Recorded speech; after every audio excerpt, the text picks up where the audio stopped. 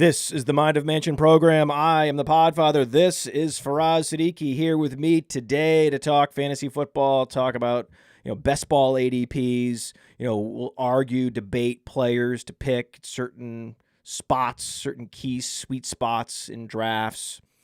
He is the man behind Upper Hand Fantasy, which is one of the biggest, if not the biggest, fantasy operation, fantasy football advice and data operation on Instagram. So welcome, Faraz, and just kick us off. Talk to us about this Upper Hand project that's now become like, it has its own center of gravity on Instagram. Yeah, man. Thanks. It's Upper Hand, really started as a way to, for me, simplify fantasy football, right? For people who wanted to win, I take the data, I break it down in a way people can understand. And now, it's grown into something, like you said, it's more than just an Instagram account. We got draft kits, tools, rankings, all that kind of stuff. And, I'm not big on hot takes or fluff for big views and that sort of thing. Those things end up happening, as a, serendipity, but, views are great. But, I try to make sure that everything that we do put out, besides the occasional meme, of course, is going to help people win fantasy championships. So that's all we're about, So I love talking fantasy. So I really appreciate you having me on. Upper Hand Fantasy at Upper Hand Fantasy on Instagram. If you want to make sure you're on the right channel, it's the channel with like 200,000 followers, dude. It's like that is such a feat. It doesn't matter what the industry is. It doesn't matter, what it is. Even porn, you have to work really hard, right? But we're talking about this is what you've done with something as niche as fantasy football to get to that size. So basically, what happens is if you're on Instagram and you're looking for fantasy advice, Instagram is basically going to suggest Upper Hand at this point, which is unbelievable. It really is, man. Especially you consider when we started, you get a little bit of traction here and there. We started like 6 or 7 years ago. So it's been a minute. We've been doing it for a while. But yeah, no, the fun thing is about it is that, on Instagram, it's not always known as the place to go for fantasy advice. You know what I'm saying? Usually you're on X, on Twitter, and that sort of thing. So I totally get like any sort of skepticism about it. But just come over, hit me up, DM me. It's going to be a good time. It's going to be a good time. And, we're on our way into draft season. So we got a lot to talk about. Oh, we're on Instagram at Roto Underworld. Brittany is our head of Instagram, and she does a great job. And we've done some collabs with you. And Instagram's a great place to really put the best high quality graphics that you can possibly put together for fantasy. It's a great place for like a top 10 list or just a quick hitter distilling down a concept and putting it out there. I love it. I think that you should be on Instagram for fantasy. Fantasy Instagram is an underrated place, and you've dominated it, and it's great. I also love that you challenge the counselor. That's something that everyone's very proud of. Right, so we're sort of team Upper Hand here. It's hilarious, and it's hilarious because I don't associate myself with him at all. Like I've never, really engaged. Like maybe early on because he was like, big on it, but like I didn't care about that at all. I don't even know if he still exists. Does he even put out content anymore? Like I have no idea. But yeah, it's definitely not someone you want to be associated with for sure. You have kept your eye on the ball in a way that very few people have. And again, it's just getting better and better. When I would watch like your breakdowns from the Senior Bowl, for example, so we would hang out the Senior Bowl and then your videos breaking down and also interviewing players at the Senior Bowl. That was like, okay, this is what we should be doing. Okay, this is how you do it. Like this is exemplary of, independent fantasy media taking the next step in terms of professionalism, in terms of presentation, and just high quality content. Yeah, it's possible. Look at what Faraz is doing. That's what I tell people at the Senior Bowl.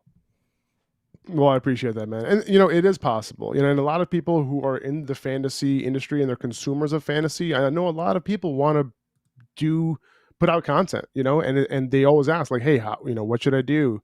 But it's always, it's really about just putting stuff out there, wherever you can, and then you'll end up building your own brand over time, but it's going to take some time. There's two ways to do it. You can either start putting out stuff yourself, which is a lot of work, but it's, more upside in the long run, or you can attach yourself to some big names in the industry, right? You can attach yourself to different companies, and you can do it that way. Yeah. I like that you're also very focused. You decided we are going to dominate Instagram. That's what we're doing. Right? Yeah, focus, man. That's what it's about. This book is called The One Thing. Highly recommend. Welcome to the Mind of Mansion program. The mind behind Upper Hand Fantasy on Instagram. This is one of the best fantasy analysts out there. Here with me today, my good friend, Faraz Siddiqi.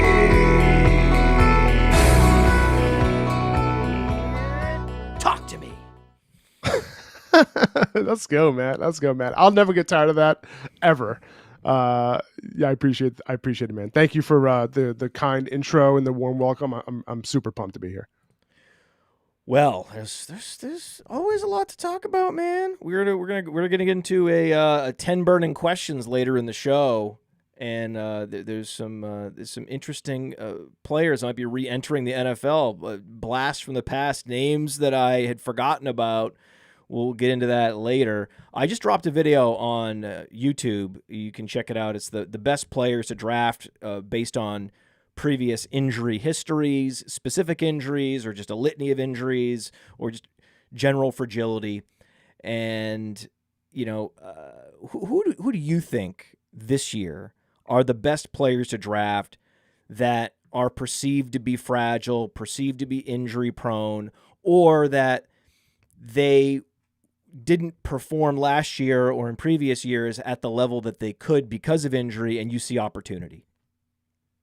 Well, I think Christian McCaffrey is the obvious one, I would say. Obviously, his price is decreasing right after last year and all the heartbreak that happened last year. But I think Kenneth Walker is another one, right? Kenneth Walker, extremely efficient last year when he was on the field. And I think Zach Charbonnet is another reason why some people might be staying away, because they're like, oh, is he going to be involved? But man, like for Kenneth Walker, for me personally, they're bringing in an outside zone scheme, right? Doesn't seem like this coaching staff is as interested in Charbonnet. He's not an outside zone guy to begin with. So I think Walker, if he can stay healthy, man, he can go nuts in this type of scheme. So I think, he's a value. I think the injury history at least is kind of baked into his price a little bit. And all of a sudden, I don't know where this came from, man. He averaged more than 4 receptions per game last year.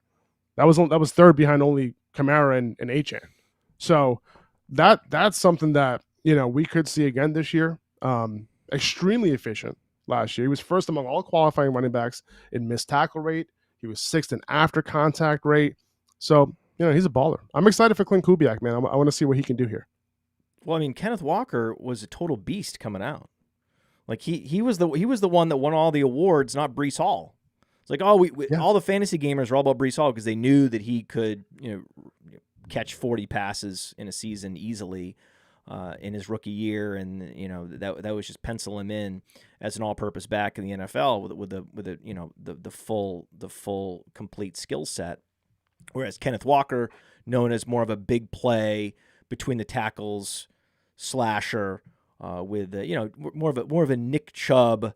He can score touchdowns. He can give you 40-yard runs, but not going to really help you much as a receiver. So last year's season was shocking. The reception share, the target share, shocking from Kenneth Walker. I think that was, if we're talking about top 10 lists or top whatever lists, you want to create lists for social media, there's got to be a list for the most surprising skill transformations in the history of football. We talk about Tiki Barber. Remember, Tiki Barber had all this ball security issues. and he went to like a ball security doctor, changed the way that he held the football, held it more up, and then he went from fumbling all the time to never fumbling in like one season. It was like he transferred. It was like it was the Tiki Barber corollary, where you have this weakness in your game, and then you work all off season to change the way you do it. It's hard to do. It's hard to change your style at that point in your career, change your whole approach, and then you come back and you're a different player. So there is something to that with Kenneth Walker, where that just showed the level of dedication that he had to the sport. He's like, listen, I want to be an all-purpose back.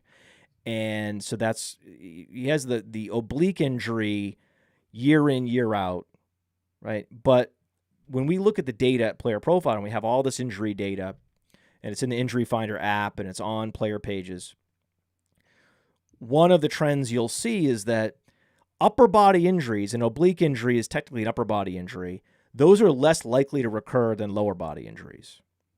And you can go back all the way to Matthew Stafford, where he broke his collarbone one year, broke his collarbone the next year, and then the narrative was, well, this guy can't stay healthy, his collarbones, or he has weak bones, he has osteoporosis, early onset osteoporosis for Matthew Stafford, or it just by random chance he happened to break his collarbone twice. Just by random chance, Kenneth Walker tweaks his oblique in multiple seasons. It wasn't really a tweak. We're talking about multiple games missed. So had some pretty major oblique injuries. But that is not, historically, the oblique injury's not been something that recurs at a rate of, say, ankle injuries, calf injuries. And then, unfortunately, the other guy you mentioned, he has those. Right. So with McCaffrey's actually more injury prone, significantly more injury prone than Kenneth Walker. But the upside of McCaffrey is that much higher. So with Walker, I think that you're just dismissing the narrative that he's super injury prone, and you're loving the situation that this is going to be like a run first, pound the rock, fuck Zach Charbonnet. Yeah, they also drafted Damian Martinez, which was a shot across the bow at Zach Charbonnet. Whenever someone drafts Zach Charbonnet as the handcuff he was last year, I always just shake my head. I'm like, this is a different year. This is 2025. Damian Martinez is there now. It's not going to be just, Zach Charbonnet gets 25 carries if Kenneth Walker tweaks his oblique. That's not going to happen. So the Kenneth Walker's a great pick. McCaffrey's a great pick just because you're just chasing that rainbow. Like, you go into it knowing he's not going to play 17 games, but we're chasing that rainbow. With Walker, you're like, you can dismiss a lot of this fear around his injury history. Yeah, in the home leagues, I think people will be scared of drafting Christian McCaffrey, where he's going because of all the opportunity cost around him. But I think that's the fear that you got to take advantage of, and I think it could be a league-winning move, right? You end up drafting, a Nico Collins or a Malik Neighbors in the first round, and you come on the turn, you can get CMC. Like, it's just like, it's so hard to pass up, right? And in the games that he did play, he averaged almost 4 receptions per game, right behind Kenneth Walker, and he left a couple games early too, right? So, they won't have Ayuk for a huge chunk of the year. This defense isn't going to be as good. I'd expect them to lean more on the pass game. So he's going to continue to be a huge target for Brock Purdy. It's why, George Kittle's one of my favorite tight end picks as well. So we have a couple of, wide receivers here that could end up, getting an extra opportunity, but Christian McCaffrey's right there. Apparently he's good to go already. Hopefully he doesn't have any injuries, in training camp and, going into the preseason. But if he's good to go, man, like, I am taking that shot, even if he's like 25%, 30%, explosiveness gone, whatever. The opportunity is going to be there. He's going to be on a good offense. So I'm in on that price, man. I'm taking advantage. You have to. And I don't think you're going to be able to get Nico Collins and Christian McCaffrey in August. I think that's going to happen. No. Neighbors, McCaffrey, that McCaffrey at the 201 and the 202, I think that's not a long-term ADP. I think that's a moment in time. I think by the time we even get into, let's say, mid-July in best ball, that Christian McCaffrey is going to be solidified in the first round. Solidly first-round pick. I think that's what's going to happen. I was talking to Theo Greminger about this. We both agree. Like, this, you better get McCaffrey now, when this 1-2 turn opportunity is there, because eventually you're going to have to make the decision. Do I want Neighbors or McCaffrey? You're not going to be able to get both. Yeah, 100%. And I'm, in those type of situations, like this is the time to take advantage. If, once he gets closer to the first round, mid first round, is he that much of a value anymore? Are you really pairing him up with another, for sure elite fantasy producer, right? I don't know. So in that situation, it's possible that I might want some of these other guys over him in the first round. I mean, 21 fantasy points per game, 24.5 fantasy points per game, 30 fantasy points per game, 30 fantasy points per game, 24 fantasy points per game. No one else gives you this kind of upside, man. No. I think you just gotta go for it. You gotta go for it, especially this year with so many wide receiver values later. Like when I go round by round by round, round 3, round 4, round 5. Hey, Cortland Sutton, round 6. Calvin Ridley. Like there's just so many guys this year that are, a lot of them are on the wrong side of the age apex. Sure. And that's part of the reason why their values, fantasy gamers are done with them, right? And this is one of those years where every year there's players that I've never drafted that finally are attainable, and they're not necessarily so old that they can't be drafted. Calvin Ridley, he came into the league at like age 24, so there's not that much wear and tear on those tires. He actually didn't even play for a year because of the suspension, right? Because he left. Remember, he left the team. He had a personal issue. He left the team.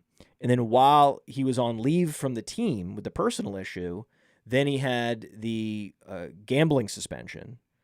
And so he cost himself a ton of playing time, but that just means that he's fresher at this point in his career than someone else like a Deebo Samuel, who he's technically older than Deebo Samuel, but I think everyone would agree that Calvin Ridley has a little more juice at this point than Deebo Samuel. Deebo Samuel is also a guy that is available in those ADPs, who's very interesting on the Commanders. How do you see it playing out, like NFC East? How do you see this playing out? You get the Eagles, you get the Cowboys, you get the Commanders, you get these three offenses that are all improving. It's like an arms race. One team's like, okay, we got to beat the Eagles. We're going to get Deebo. And I was like, okay, we're going to get Pickens.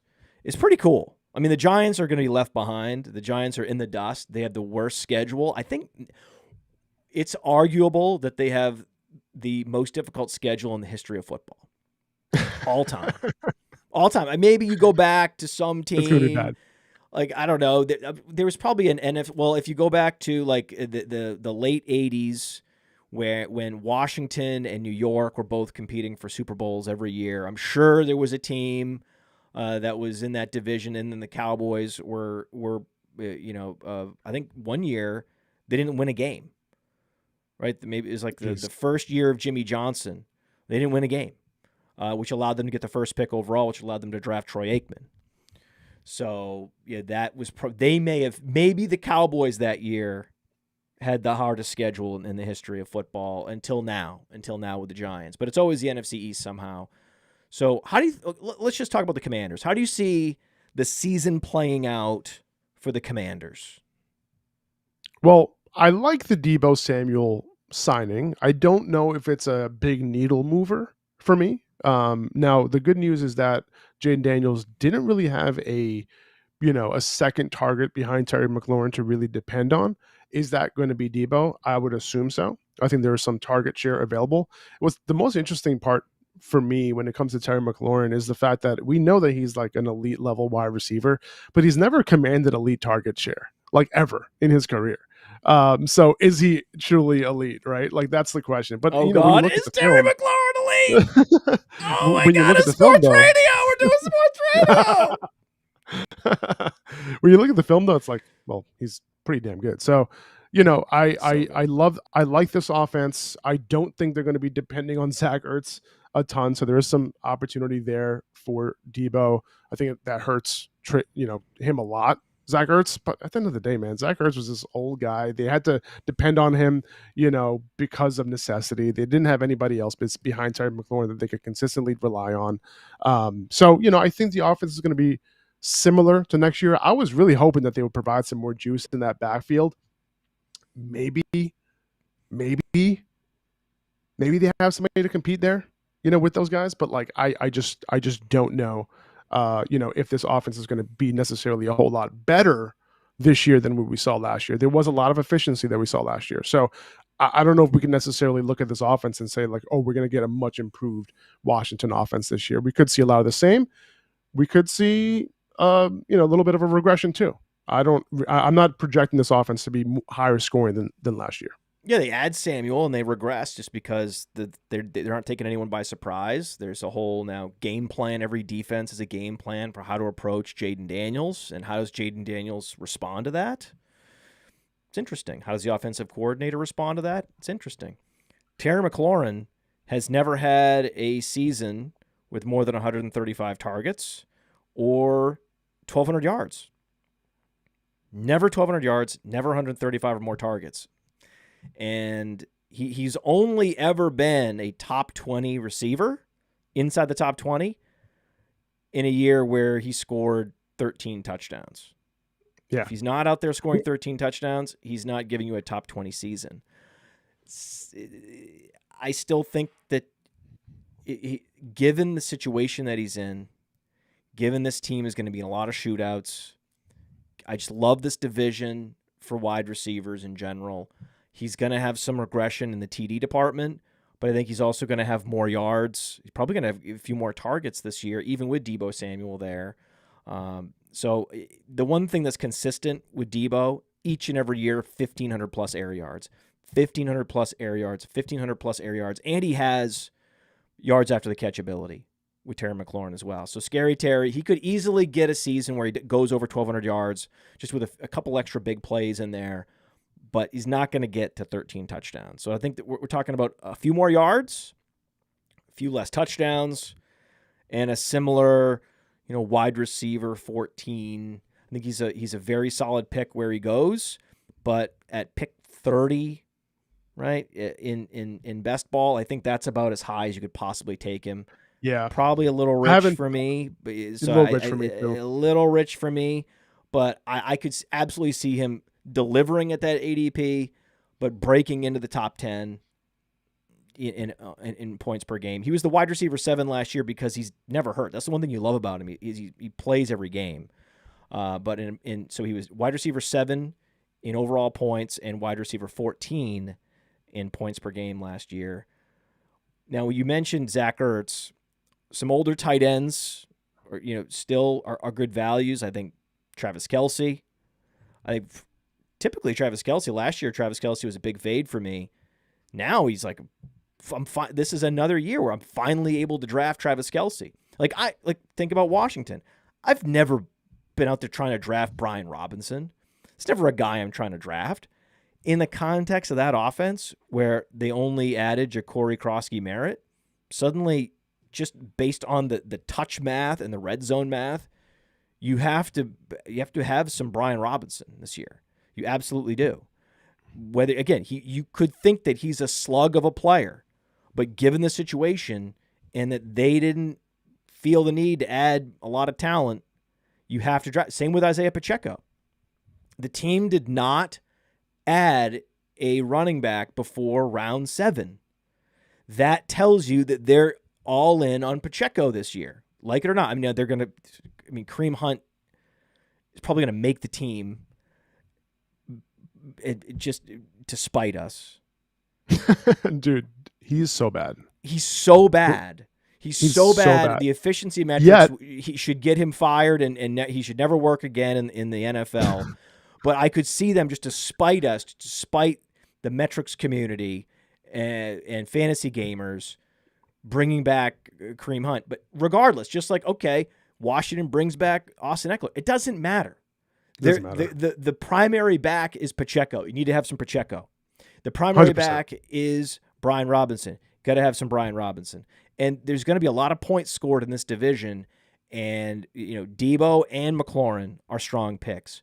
Lamb and Pickens are strong picks, right? The Neighbors is an incredible pick. He could easily lead the league in targets and receptions. incredible. Easily. Right? So A.J. Brown, it's a lower volume offense, but not this year. They're gonna have to throw more to be competitive and to win games than they did last year. That's good for A.J. Brown. The only receiver, one of the only offensive players in the NFC East that I'm not, excited to draft at all is Devontae Smith. I just think that it's just not. There's not enough there. The addition of Saquon Barkley, I think, really that was an under the radar, sort of a hidden cost, a hidden tax on Devontae Smith. Forget Zach Ertz. I did talk about the 49ers earlier. I want to ask you about Kittle. His ADP just keeps climbing, even in I know. It's kind of annoying. Tight end premium. What do you think of that? I get it, and I understand it. And I was kind of surprised with how late he was going. To be honest with you, because he's one of the guys that he's one of my first targets off the board, like around the range where Brock Bowers and McBride are going. I'm usually going wide receiver there. So while he's in a similar tier as them, he's not being drafted like that at all. He led all tight ends, with 12 top 10 finishes. That was tied with McBride last year. He had 3 top 2 finishes last year, and he had the most fantasy points per game. So, like, I'm in on Kittle. They're not going to have Ayuk for most of the season. There's a little bit of ambiguity in terms of, like, who's going to be the guy between Juwan Jennings, Ricky Pearsall, Christian McCaffrey coming back, obviously. But there's at no the end of the ambiguity. day, Stop it. Oh, okay. There's no ambiguity. It's okay, Juwan I got Jennings. you. Juwan Jennings is the number one. Okay. He was the number one last year. He did nothing but deliver when called upon. He is their best run blocker. He's their most reliable weapon on the outside. He's the guy. Juwan Jennings is the guy. This is just another one of those situations where it's like, I can't believe I'm drafting Calvin Ridley this year. I can't believe I'm drafting Brian Robinson this year. I finally have an opportunity. Juwan Jennings runs a 4.7. This is not a guy you drafted in the 7th round. I was at that Senior Bowl. Were you at that Senior Bowl, the 2020 Senior Bowl? I was not. That was right. That was before the first Senior Bowl I ever went to. He was a 0 at that Senior Bowl. I walked right past him. I didn't even try to talk to him. I was trying to get Michael Pittman's attention, and he kept walking. And I kept trying to get in front of Michael Pittman and Adam Troutman. And so there's a lot of guys. Denzel Mims. Where's Denzel Mims? Right. And so this guy, it just carved himself out of clay. You got to love it, man. So it's sort of it's a full career remaking of a player, whereas Kenneth Walker did it in one season. He's like, I'm going to change who I am as a player in one season. Juwan Jennings did it over a course of 5 years. He's like, I'm going to be the next Adam Thielen. I'm going to just come out of complete anonymity. No one's going to know my name. And then suddenly this team cannot afford to take me off the field. It's true. And that's what happened last year. When either Ayuk or Debo missed time, he earned a 28% target share, which was basically almost all of last season, right? That was 13th among all wide receivers in that span. Here's what's the craziest part. 33% first read target share. That was top 10 among wide receivers. And then in week 18, if you remember when he got kicked out the game, when he got ejected with 6 minutes left in the second quarter, he had 10 targets at that point. That was the last game of the season, right? So I totally get why you're in on Jennings, man. And, with Ricky Pearsall, we're hoping, right, that there's that potential is I like Pearsall. Appear. I like Kittle. I like all these guys. This is a great offense to be in on. Yeah, it is. And, I think Ricky put some good stuff on tape last year. Yeah. He also got shot, which we have to consider as well. But 100%. I think because I don't think I guess you could technically, back-to-back go Brian Robinson, Ricky Pearsall in drafts and get the double shot. Don't put that on me, dude. Don't put that on me. That's drafting 2 guys that got shot and came back. What a story. I love it. And then also Kenneth Walker. What a story. Because you have multiple all guys that got shot, multiple guys that remade their whole sort of skill set. Gotta love it. I love that. Imagine the team name possibilities, for that one. Right? Yeah, it's just a lot of positive karma. Who shot you? Who Shot Ya, right? That's one, right? What's it's the Biggie song. What's that 50 Cent song? I'm terrible with this. But you kind of get my drift here. But yeah, man, I'm into it. The conventional wisdom says, move away from the soon to be, 28-year-old who broke out in the NFL at 27. But you can't deny the production last year. Kyle There's Shanahan was conventional all in wisdom on that him. says that. Yeah, I would say so. I think so. I That's the don't think that wisdom that wisdom should I be conventional anymore. 'Cause that sounds really dumb. does it really? Yeah, I don't think that I understand there might be that conventional wisdom out there. There might be sort of rules of thumb.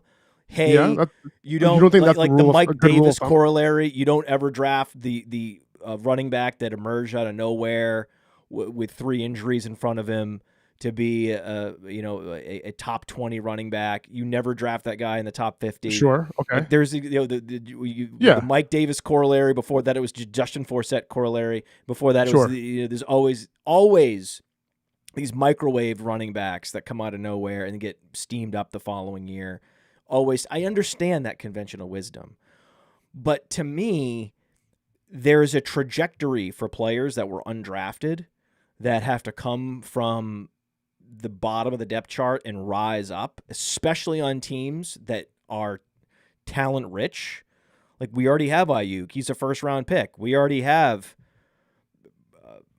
Debo Samuel. We have a stockpile of talent here. It's going to take you years to really make it and carve out a role. Whereas if you're in Carolina and you're Jalen Coker, you could be undrafted and they're like, listen, man, we got auditions. Come on in, man. It's just so it's rare that you land on a depth chart as an undrafted player that you can get any reps in camp. That's the other thing. You watch a training camp behind the scenes documentary like Hard Knocks, you realize pretty quickly they're not even giving these guys reps. They're just standing there. They're just standing and they're like, how am I going to make the team if I can't even get on tape? If you can't even see what I can do? This is really unfair. And it's like, yeah, it's unfair. This is the business. So to me, when I see this trajectory from a guy that is undrafted or 7th round pick, I'm quick to be in on him. When I see a guy that was a first rounder take time, and then sometimes that's a fake breakout. Because typically it's like, listen, you should have broke out already.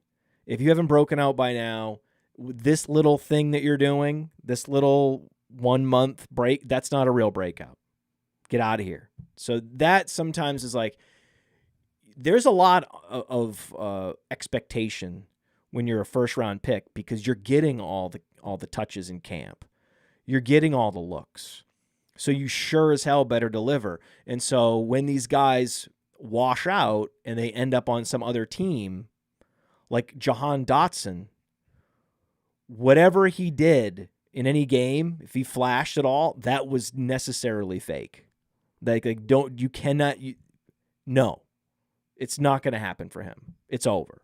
And that's what happens in Dynasty. A lot of times these guys, they get stashed on taxi squads for an extra year or two just because they were first-round picks.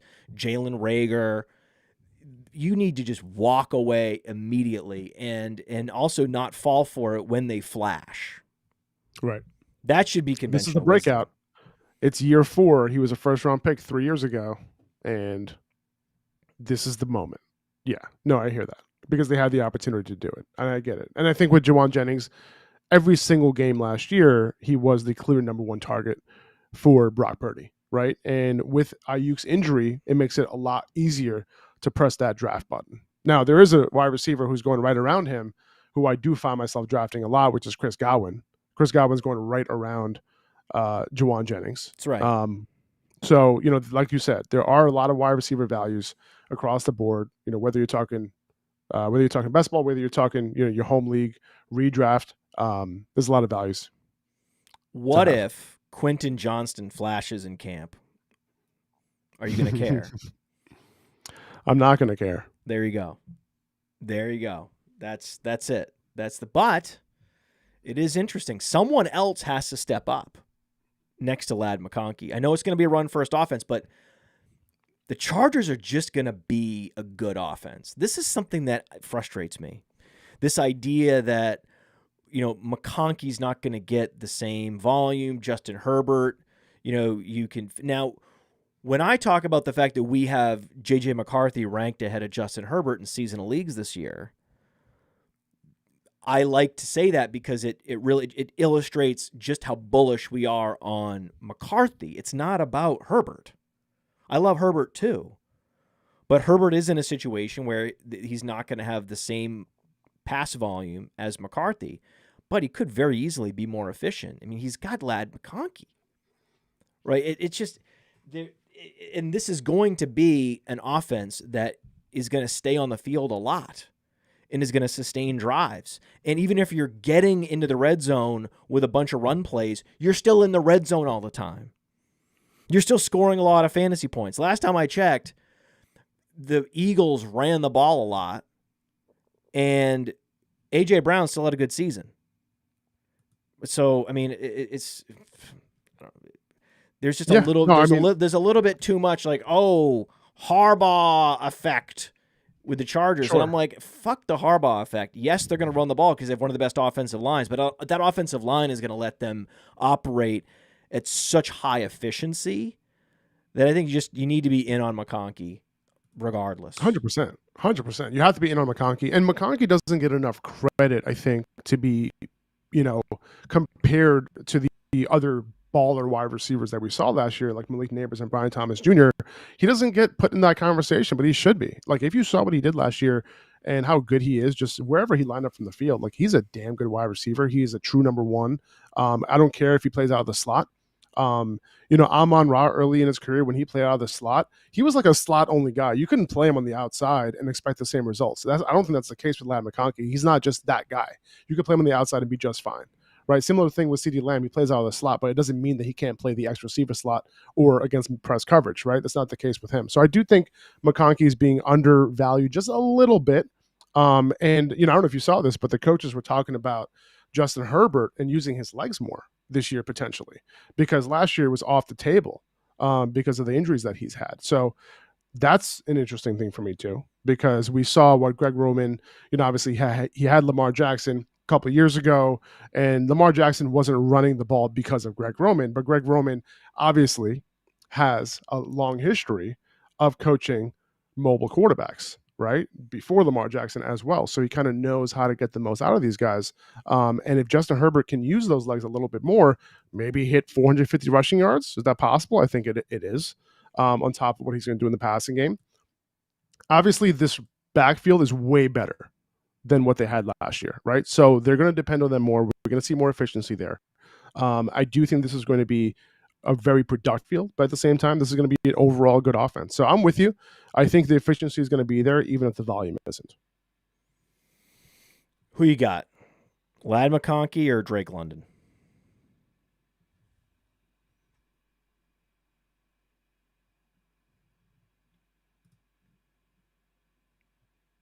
Am I frozen? Can you hear me? No. Did you say something? I hear you now, yeah. Wait. I'm not sure what happened there. Oh. Did you ask me a question? Yeah, we had a glitch out situation. Ladd McConkey or Drake London? Listen, man, I love, like I said, I love Ladd, but I'm going London. It's an impossible question. I'm leaning London by a hair, and here's why.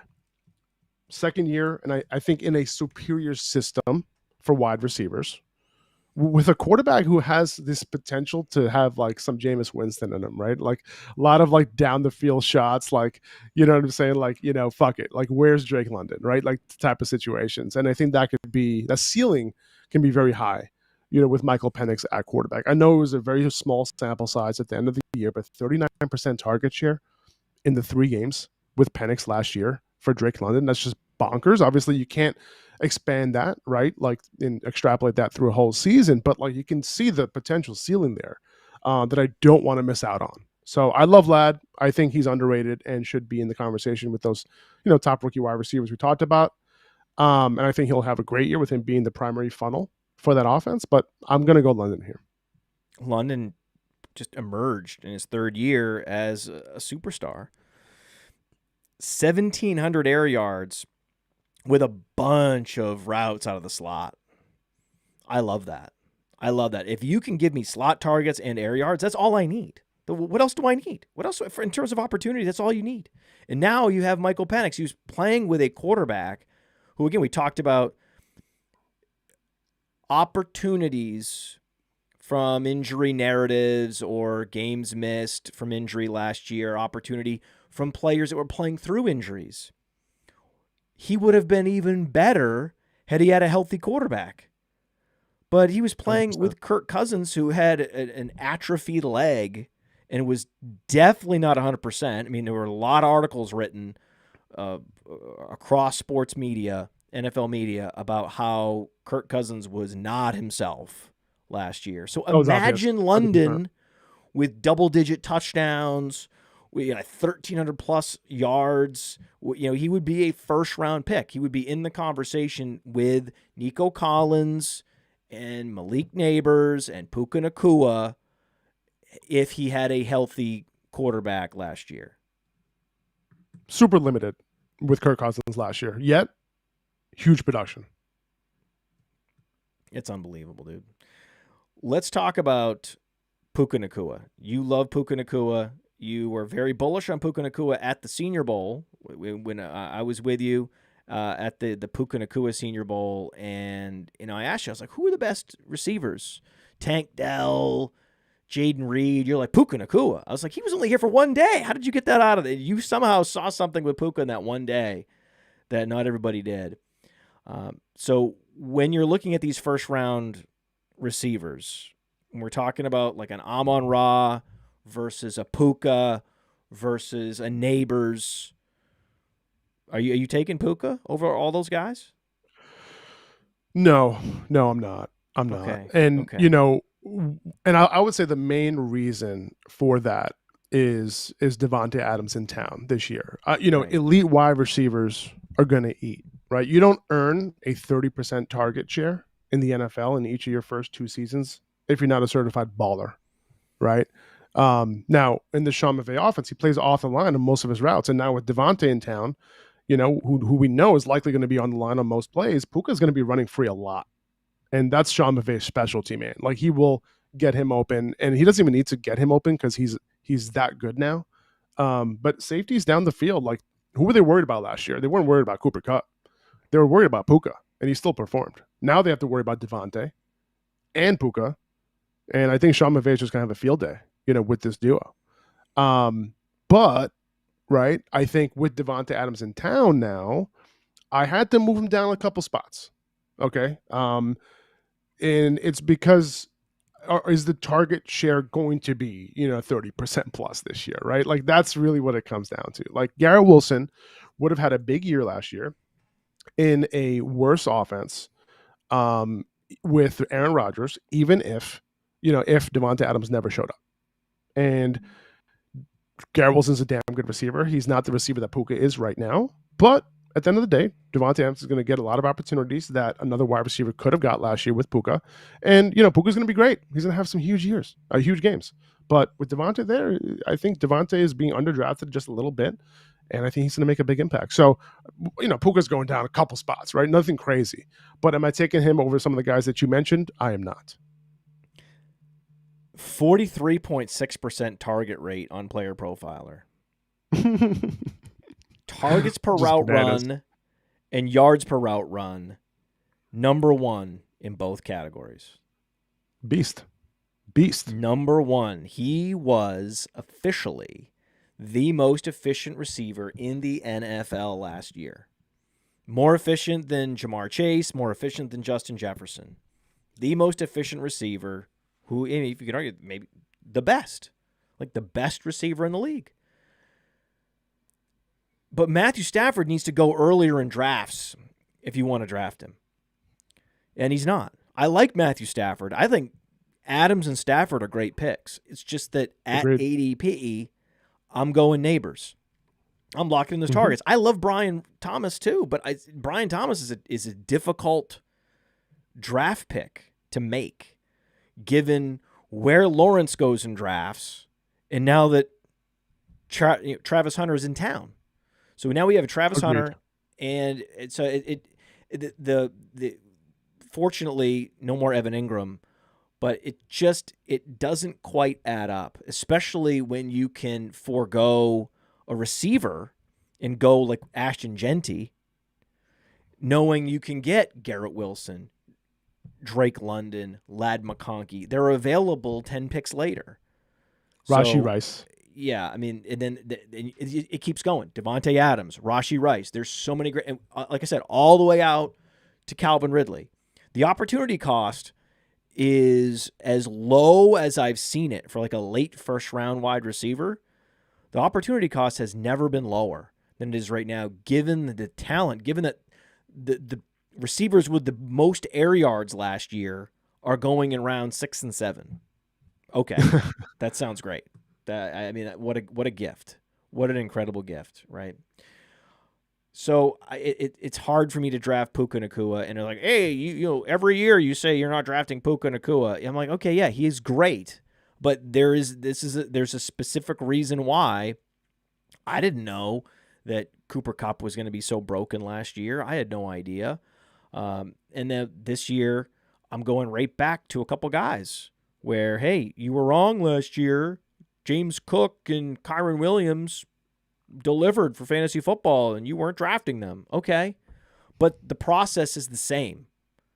Okay. The process is the same. These do not profile as bell cow backs, and they're being misused and overused, and eventually the bill needs to be paid. And it will be this year for Kyron, for James Cook. So they're on my do not draft list again this year.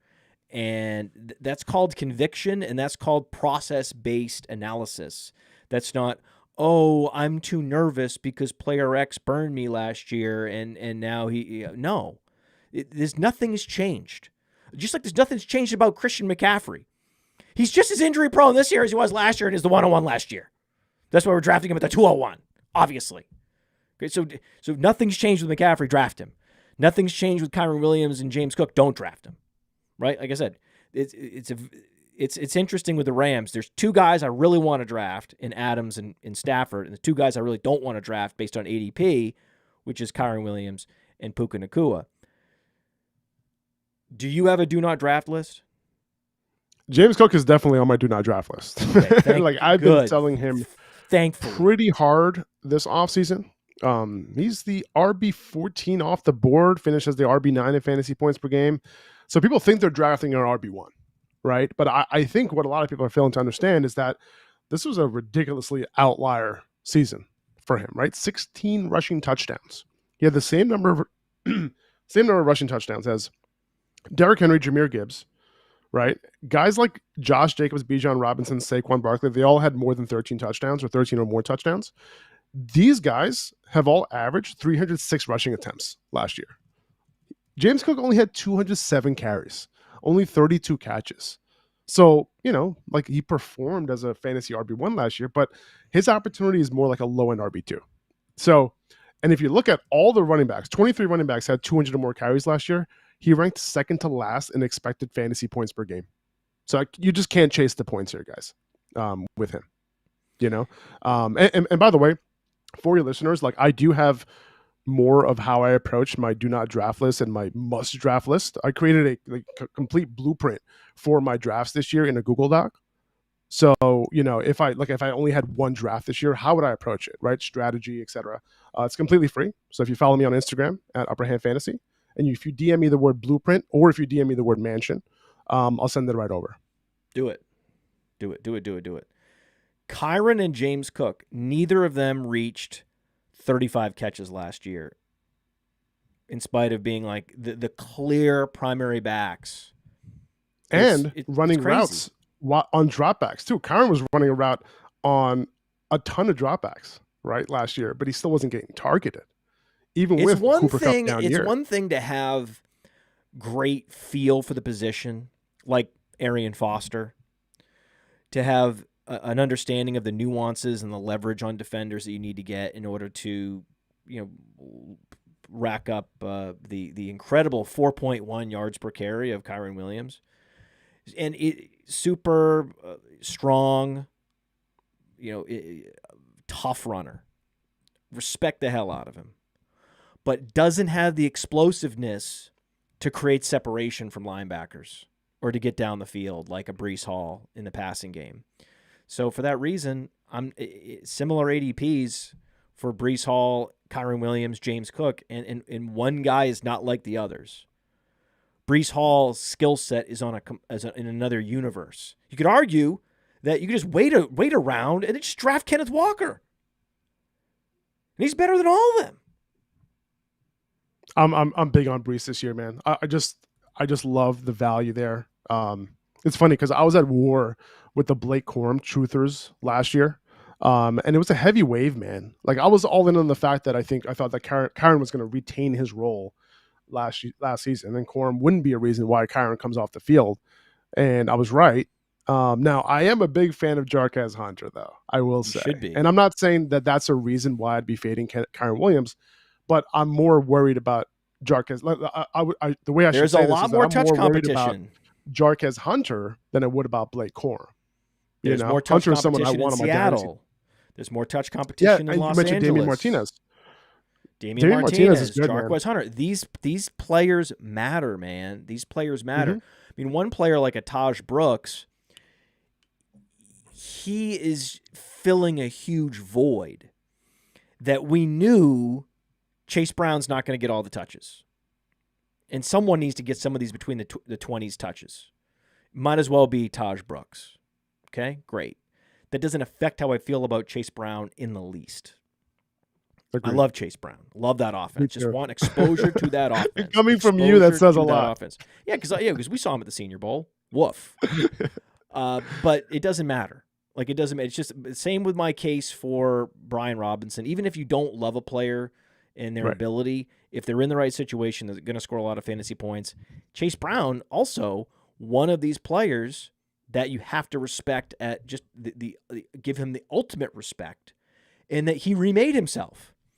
His ball security, his pass pro was horrible. Even his ability to catch the ball out of the backfield was embarrassing at the Senior Bowl. And it took him a year, and he decided, I'm going to bear down, and I'm going to become a true NFL running back. I'm going to put the work in. Clearly, when I see a guy like Chase Brown, I'm like, oh my God, this guy's getting up at 5 a.m. every day. I know it. You don't have to tell me. I know he's doing it. There's no way he could remake himself the way he did. So I'm like all in on these guys that have been remade. It's different with Los Angeles. It's different with Seattle, where they just take a running back that's a luxury pick. They didn't need Damian Martinez. They didn't need Jarquez Hunter. And now you look up and you have these sort of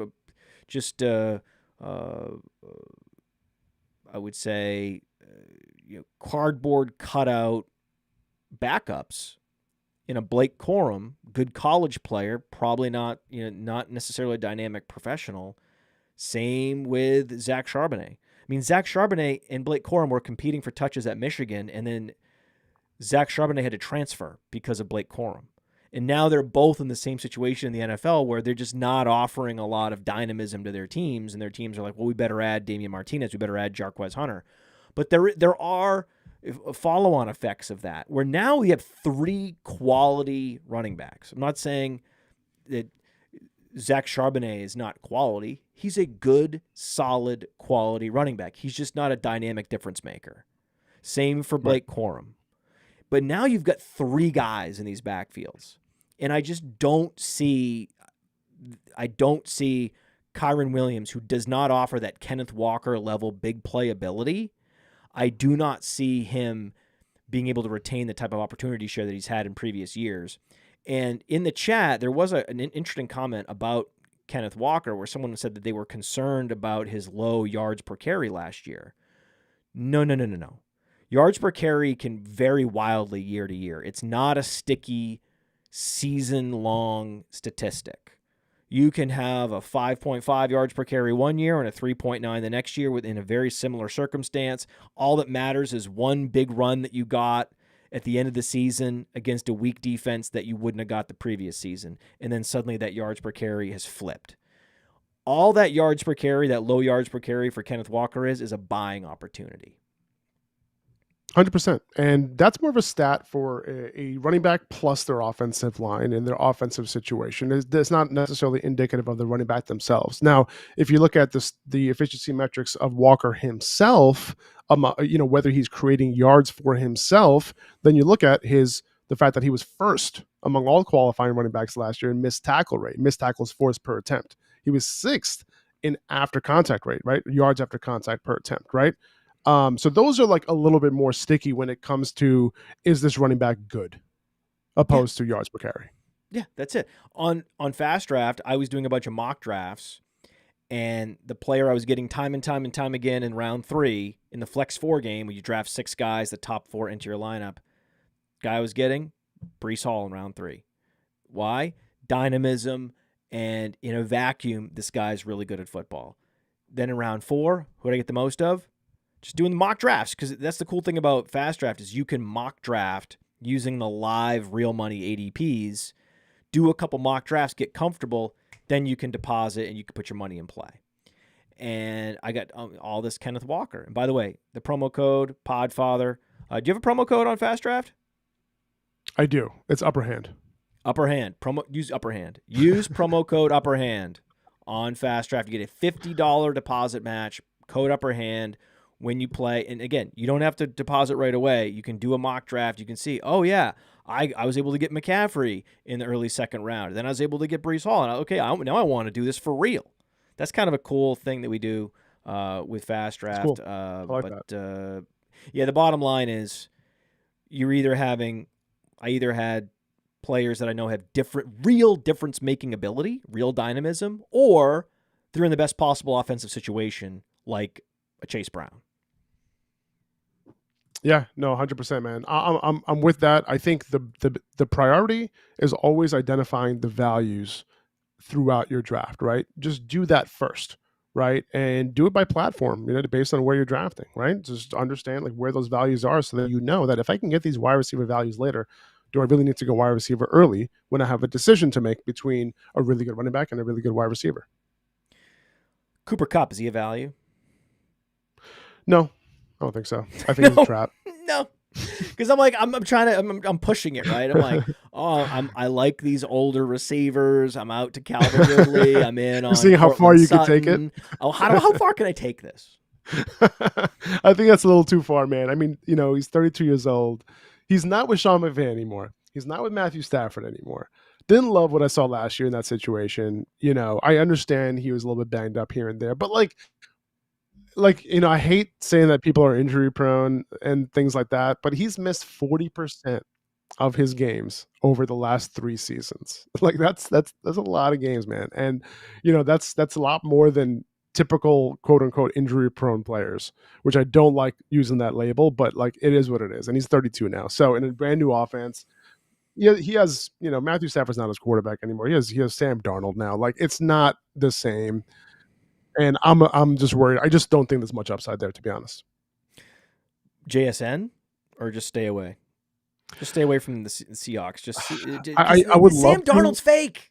Sam Agreed. Darnold's a fake starting quarterback. They overpaid. They got fooled. Yeah. Minnesota saw what he man. was, and they didn't have any interest in retaining him. They're like, Zero. We have no idea what we have in JJ McCarthy, except we actually do. He's actually awesome. Yeah. So Sam, bye-bye. He was a product of that coaching staff, man. Justin Jefferson and Jordan Addison and TJ Hawkinson and Aaron Jones. He had a nice supporting cast there, especially the coaching. I don't know if we're going to see that here in Seattle. So I don't think, for JSN, I don't find myself clicking the button a whole lot, to be honest with you, based on guys who are going around him. And like you mentioned, guys who are going after him. So I don't know how they're going to deploy him. That's the other thing. I know there's a lot of bunch formations, condensed formations, so he's not going to see a lot of press, even if he's playing on the outside. Not that I'm overly worried about that, but I just don't know how he's going to perform. I don't know how this quarterback is going to perform. We haven't seen a full season with Clint Kubiak as an OC. Early on last year, it looked really good. A lot of motion, that sort of thing. You're going to like it. A lot of good things, a lot of conventional wisdom stuff that we like to hope to see.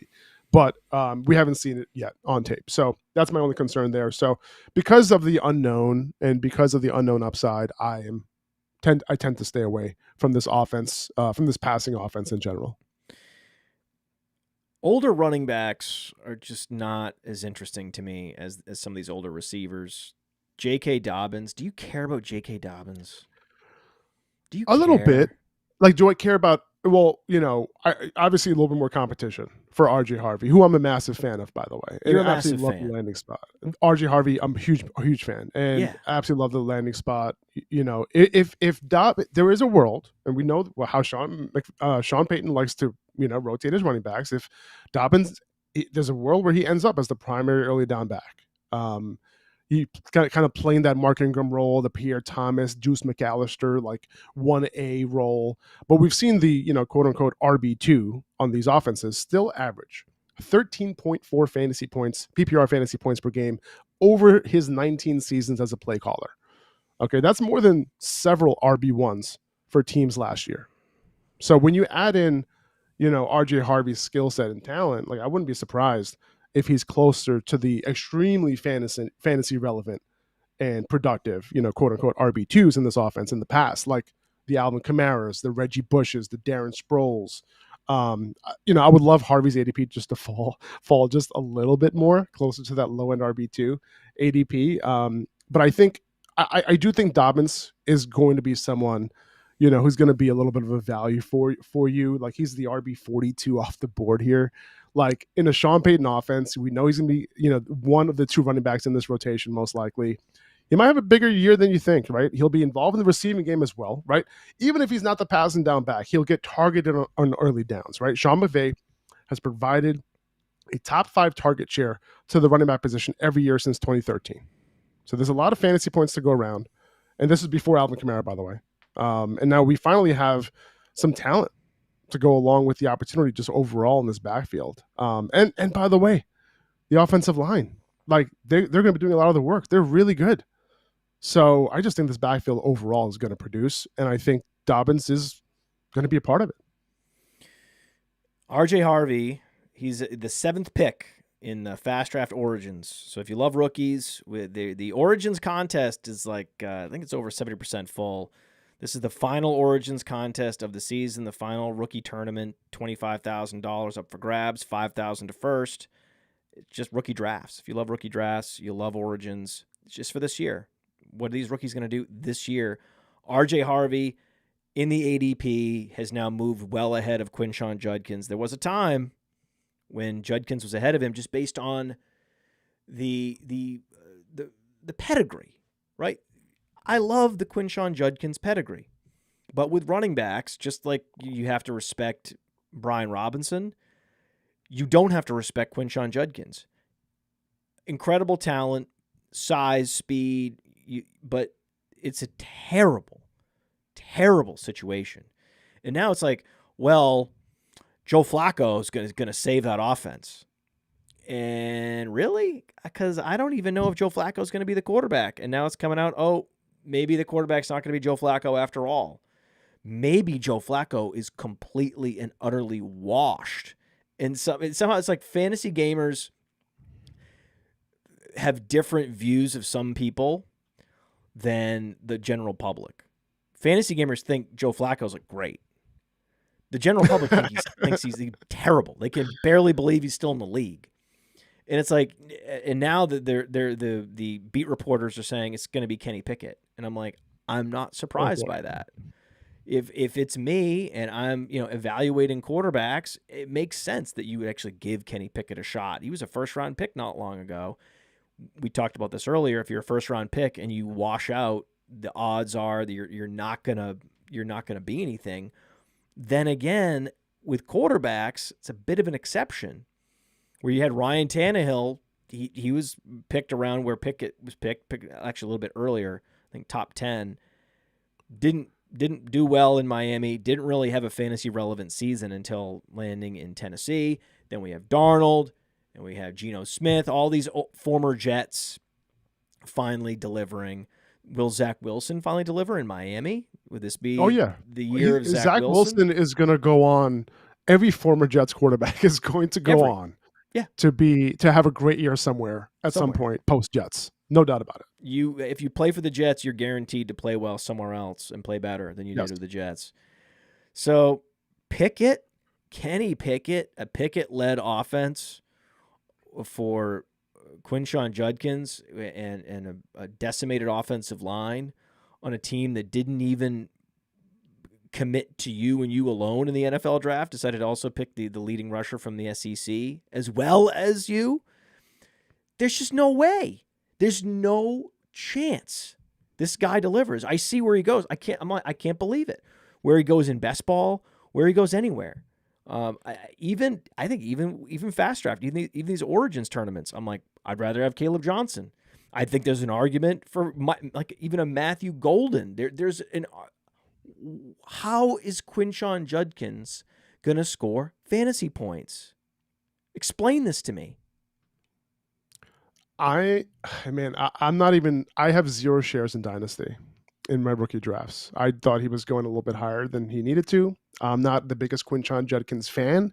Probably throughout the entire rookie cycle, that's probably the most pushback I've got for any player take. And it's just that Quinshon Judkins isn't as good as a lot of these other running backs coming out. I think he's a little bit overrated, to be honest with you. He's a 0 in the pass game, unless he recreates himself like Kenneth Walker did. He's just not as efficient as a lot of these other running backs. He's not that good after contact, even though seemingly he's somebody who's looks like he should be good after contact, but he's just not. Look at over the course of his career, number one, and if you just look at last year, he was towards the bottom of this class. So I don't love it. And then you look at everyone's like, oh, he's going to get the Nick Chubb role. Nick Chubb role is not a fantasy friendly role. Like he was not, first of all, he was not involved in the pass game at all. Second of all, it was Nick Chubb creating any fantasy relevance out of that role because he was Nick Chubb, because he was so damn good. Fantasy, like expected fantasy points per game, 13.4, which is the RB18 in 2022. And then in 2021, RB18 as well. But Nick Chubb, he was the RB7 and RB12 in those years in fantasy points per game. So he over exceeded expectations. And I don't think we can expect the same out of Judkins. I agree. This Browns offense is going to be bad. They're not going to score any points or hardly any. So it's not a situation that I want to be in. I don't even see him in drafts because it's almost like he doesn't exist to me. Yeah, and they have games against the Steelers, and there's so many pukey games they're going to be in. It's so bad. Dylan Sampson's dynamic. And watch Jerome Ford start week 1. Jerome Ford is the established veteran, and he's played well. He's been efficient in the league. I could see them absolutely who has a higher snap share veteran deference. this year? That's what the NFL does. They give the veteran deference, especially Judkins fumbles in preseason at all. I mean, there's so many. It doesn't make any sense. The Judkins ADP doesn't make any sense, and there's just like in fast draft, that's an easy exploit. Is just if you just are low on Judkins and you balance your late first round picks between guys like Caleb Johnson, RJ Harvey, you're going to be coming out ahead. Probably. I thought I was on an island with this, so I'm glad I have some support. That's great. I can't believe that I can't believe we're in this rowboat together. It's so obvious to me. It's crazy. Me too. It's crazy. I don't get it. I think what it is that people are very excited about, I guess, early draft capital. People are very excited about, who they think Quinshon Judkins can be, talent wise. But I don't see it. So I'm with you. And in Dynasty, you can always trade for him. You should be rooting for him to underperform. Then you can trade for him. You don't have to get him now. What are you trying to accomplish? Or if he underperforms, then you kind of know that he's not that good, and then you just don't trade for him. Or that. There's just he could actually have some good underlying metrics. Sure. But he's not getting the opportunities you thought he would. He's not scoring fantasy points because they're never in the red zone. But maybe you like his juke rate on Player Profiler, evaded tackles per touch. Maybe you like some of the yards created per touch on Player Profiler. You like some of these stats year one. Maybe because he actually improves on what he did at Ohio State. Mm-hmm. Fine. Trade for him in November. Go ahead. But you don't have to use your rookie first round pick on him. That is a waste.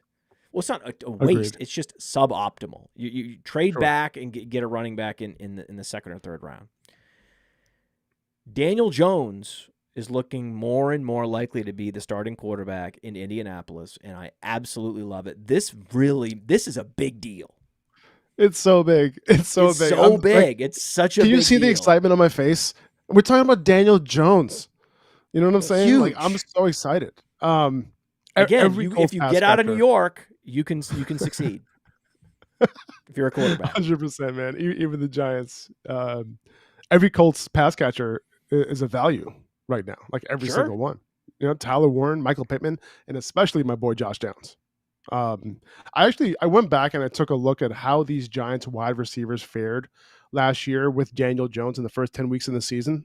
And believe it or not, among all wide receivers who ran at least 300 routes from week 1 to week 10, Daniel Jones was their quarterback for 3 of the top 7 players in catchable target percentage.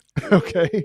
Giants wide receivers, Neighbors, Slayton, and Wandale were all top 7. I should say. So, and this is the exact opposite of what we would be expecting if Anthony Richardson was the quarterback. You know, in fact, he had the lowest catchable ball rate among the 32 quarterbacks with at least 300 dropbacks last year. Jones was 12th in that category, so not bad at all. So, you know, these receivers are back, and we're able to get them at ridiculous values. And by the way, you talk about the slot with Josh Downs. Wandale ranked 5th in targets among all wide receivers, not all wide receivers, with 84 from Daniel Jones during that span. And Josh Downs is a completely different animal who can do way more with those targets. Awesome. So excited. He had one of the best sophomore seasons in college football history. Yes. Huge fan. Josh Downs is an awesome football player. Truly. He's like basically, I think, some similarities to a guy like Juwan Jennings, where it just doesn't have the respect. Basically a smaller version, like a slot version of that guy, where not the most athletic, but just complete and utter dog. And that's Juwan Jennings was the originator of the dog rating. Cody Carpentier invented the dog rating specifically to help him evaluate players like Juwan Jennings. He's like, Juwan Jennings invented the dog rating in that way. That's so good. And I know that Josh Downs has one of the highest dog ratings for Cody. And I'm just like, yeah, these are the guys. Now, Michael Pittman doesn't have a high dog rating, but he's now officially a value. I can finally draft some Michael Pittman. Finally. There's so many players this year. I'm like, oh my God, I'm drafting Calvin Ridley. I can't believe I'm doing this. Oh my God, I'm drafting Michael Pittman. This is great. Never had the chance before. But why injuries? Again, we talked about it. Whether it's a chronic injury, nagging injury, season-ending injury, they can open up opportunity the following year. If it's Brandon Ayuk, it's a reason to stay away because it's affecting him this year. Michael Pittman has said the back injury is behind him, even though he was on the injury report for like 10-plus weeks. That absolutely inhibited him last year. Yeah, sure. As well as borderline Anthony Richardson. Borderline IR. Right. If you have a bad back and Anthony Richardson at quarterback, I mean, that is the most miserable season you could imagine. That is the worst case scenario for a wide receiver. Now, I mean, let's go. Let's go. Even like Adonai Mitchell in Dynasty, all these guys, get them all. Oh, yeah. Load up. It's crazy, man. I'm all in. Tyler Warren too. Like Tyler Warren, is somebody that, when he was drafted, I was like, oh man, he's connected to Anthony Richardson. Oh boy, here we go. But now it's like, all right, well, let's target him. Let's target all these guys. Wherever you are in your draft, you'll be able to get these guys, and they're all going so late. So I'm loving it. It's not my problem that the Bears made a bad decision to draft Colston Loveland. Like, it's not my fault. And I don't care. Like, just because Colston Loveland went ahead of Tyler Warren doesn't mean he's better. He's not. Sometimes teams make really bad decisions. Is Henry Ruggs better than CeeDee Lamb? No. Right. But guess who went earlier in the draft? Henry Ruggs. It was stupid, right? There's sometimes teams are looking for specific players for specific niches. And they'll go as far as overdrafting that player, even if they're quite good, like even a Jahmyr Gibbs. The Lions really wanted that prototype running back, and they were willing to essentially burn a first-round luxury pick to get that guy. As good as Jahmyr Gibbs is, it was still a mistake to draft a running back that high in the draft at all, especially one who's not like bell cow size, Saquon Barkley level athleticism size complete package. You could be a fantasy superstar, and still where you went in the NFL draft can forever be a mistake. And that's true with Jahmyr Gibbs. The Bears wanted this move tight end prototype to play with Cole Kmet. They had this very specific strategy they wanted to implement for the formations, their go-to formations, to help protect Caleb Williams, but also give him weapons in the passing game. So they had this brilliant idea that they're going to just get Colston Loveland at all costs because he fits that prototype the best. But that doesn't mean he's the best tight end. Not even close. It was Tyler Warren. Tyler Warren's production dwarfed that of Colston Loveland. And yet he got drafted after him. And then you look up in these dynasty rankings and they've got Loveland and Warren adjacent. And it makes no sense. Loveland is in a terrible situation as long as he's there with Cole Kmet. Right? He's the guy behind Cole Kmet for the foreseeable future, where Tyler Warren is the man on day one of camp, and now he has a quarterback that is going to increase the overall pass volume of the offense. And if they move on from Michael Pittman a year from now, oh my God, dude. Tyler Warren in Dynasty. Give it all to me. But even in seasonal leagues, like his ADP is not palatable to me because I'd rather have Travis Kelce, rather have David Njoku, Evan Ingram. There are better veteran tight ends at cost this year in particular. But in Dynasty, man, oh man, Tyler Warren, good night. And just, I would never draft Colston Loveland. Ever. Like, I can't believe it. Like, that these guys are adjacent in the draft. They were picked back to back. One guy, I want all of it. The other guy, I want none of. Now, from a talent perspective, right, one could argue that Loveland could be the better route runner. However, after the catch, there's really no comparison, right? Loveland was one of the worst in this class in yards after the catch per reception. He was one of the worst in this class in missed tackles forced after the reception. Tyler Warren, on the other hand, he was making a lot happen after the catch, right? So you look at from that perspective, I was kind of confused how Loveland was able to go before Tyler Warren in drafts. It was a mistake in the actual Faraz. NFL draft. These guys are human. Hey, listen. They make mistakes. It's called a mistake. Drafting Loveland was a mistake. Well, you look at what Ben Johnson, you look at Ben Johnson's situation in Detroit, and you look at his tight end that he drafted over there, and you're like, well, where are all the targets? It's really tough to get a target over there in Detroit right now, right? You got Amon-Ra, you got Jameson Williams, you have Jahmyr Gibbs, right? So where is Laporta's targets, right? That's really what it came down to. Even in the rookie year, he was getting all of his fantasy points from touchdowns. So in Chicago right now, it's very similar, where you have DJ Moore, you have Rome Odunze, right? Is anybody else going to step up after that? Is there going to be enough to go around? Is Loveland even going to be getting over a 50% route participation share? Like, that's my question, right? How many routes per dropback is Cole Kmet running versus Loveland, especially early on? It's going to be somewhat of a split there, right? So that's really what it comes down to for me. It didn't make a whole lot of sense, at that time. So we'll see how what ends up happening. He's hurt right now. Both of their rookies are hurt, right? And they're not getting any run at the moment. So we'll see what happens. But yeah, I'm with you, man. Tyler Warren, especially with this Anthony Richardson news, is going to be one of my main targets. Even in redraft for me, even in best ball, he's going off the board as a tight end 10. off the board. So it's it's a similar situation, similar price to Brock Bowers last year. Brock Bowers was the superior prospect, but at the end of the day, like I think this is a good value, and I think the targets could be there for him. We'll see. We'll see. Both Michael Pittman and Josh Downs are proven target earners, so it's going to be tough to take away from them. But we'll see what happens. I would draft Warren over all the wide receivers in this class in non-tight end premium. Wow. Okay. I wouldn't draft him over Tet, and I wouldn't draft him over... No. Whoa. Did I just say that? I'm an idiot. Excuse me. I also wouldn't draft him. No. I'm an idiot. Puka? I can't believe it. Scratch that. I don't know why I said that. Sorry. It was a stupid thing to say. I was looking at the wrong list. I would take him over Egbuka. Okay, so if in a rookie draft, I'm taking him over Golden. I'm taking him over Egbuka. I'm taking him over a bunch of first-round wide receivers. Only Hunter and Tet McMillan would I take I'm at so wide receiver. high on Egbuka.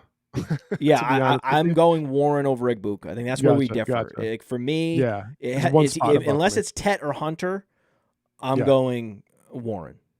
Right. I have Hunter's probably like my number one, assuming he plays wide receiver. But yeah, no, I hear that totally. I hear that. I just love Egbuka so much. Love the talent. I think he can make a year one impact, man. I really can. I really think he can. Well, why won't he make a year one impact? Like, well, everyone's assuming like, oh, Mike Evans is going to continue Chris Godwin, even though I love hitting his name in drafts because, he's such a value and the upside is tremendous. Like we saw last year coming out of the slot. He was like the wide receiver 2 in fantasy points per game before he got hurt. Like, come on, like he's going off the board ridiculously low. Anyway, but Mike Evans is a year older. Godwin, the bear case for these guys is that, Mike Evans is 1 year older. He wouldn't have hit 1,000 yards last year if Chris Godwin never got hurt. And Chris Godwin is coming off a fractured ankle, right? So Egbuka, fresh, young, amazing prospect, going to come in here, and they're already talking him up. Baker's like, hey, he can play any position, this and that. I'm not surprised at all. I'm really not. So we saw Jalen McMillan. He could easily look back and be like, my best year in the league was my rookie year. Oh, that's definitely the case. He's not that good. He's not that good. He was never that good. And Mike Evans on my do not draft list. There you go. Cliffy, you're coming for Mike Evans. There you go. I think it's very possible, especially if these. I have 10 burning questions for you, Faraz. 10 burning questions. We're going to rapid fire mode. 10 burning questions for Faraz Siddiqi after this.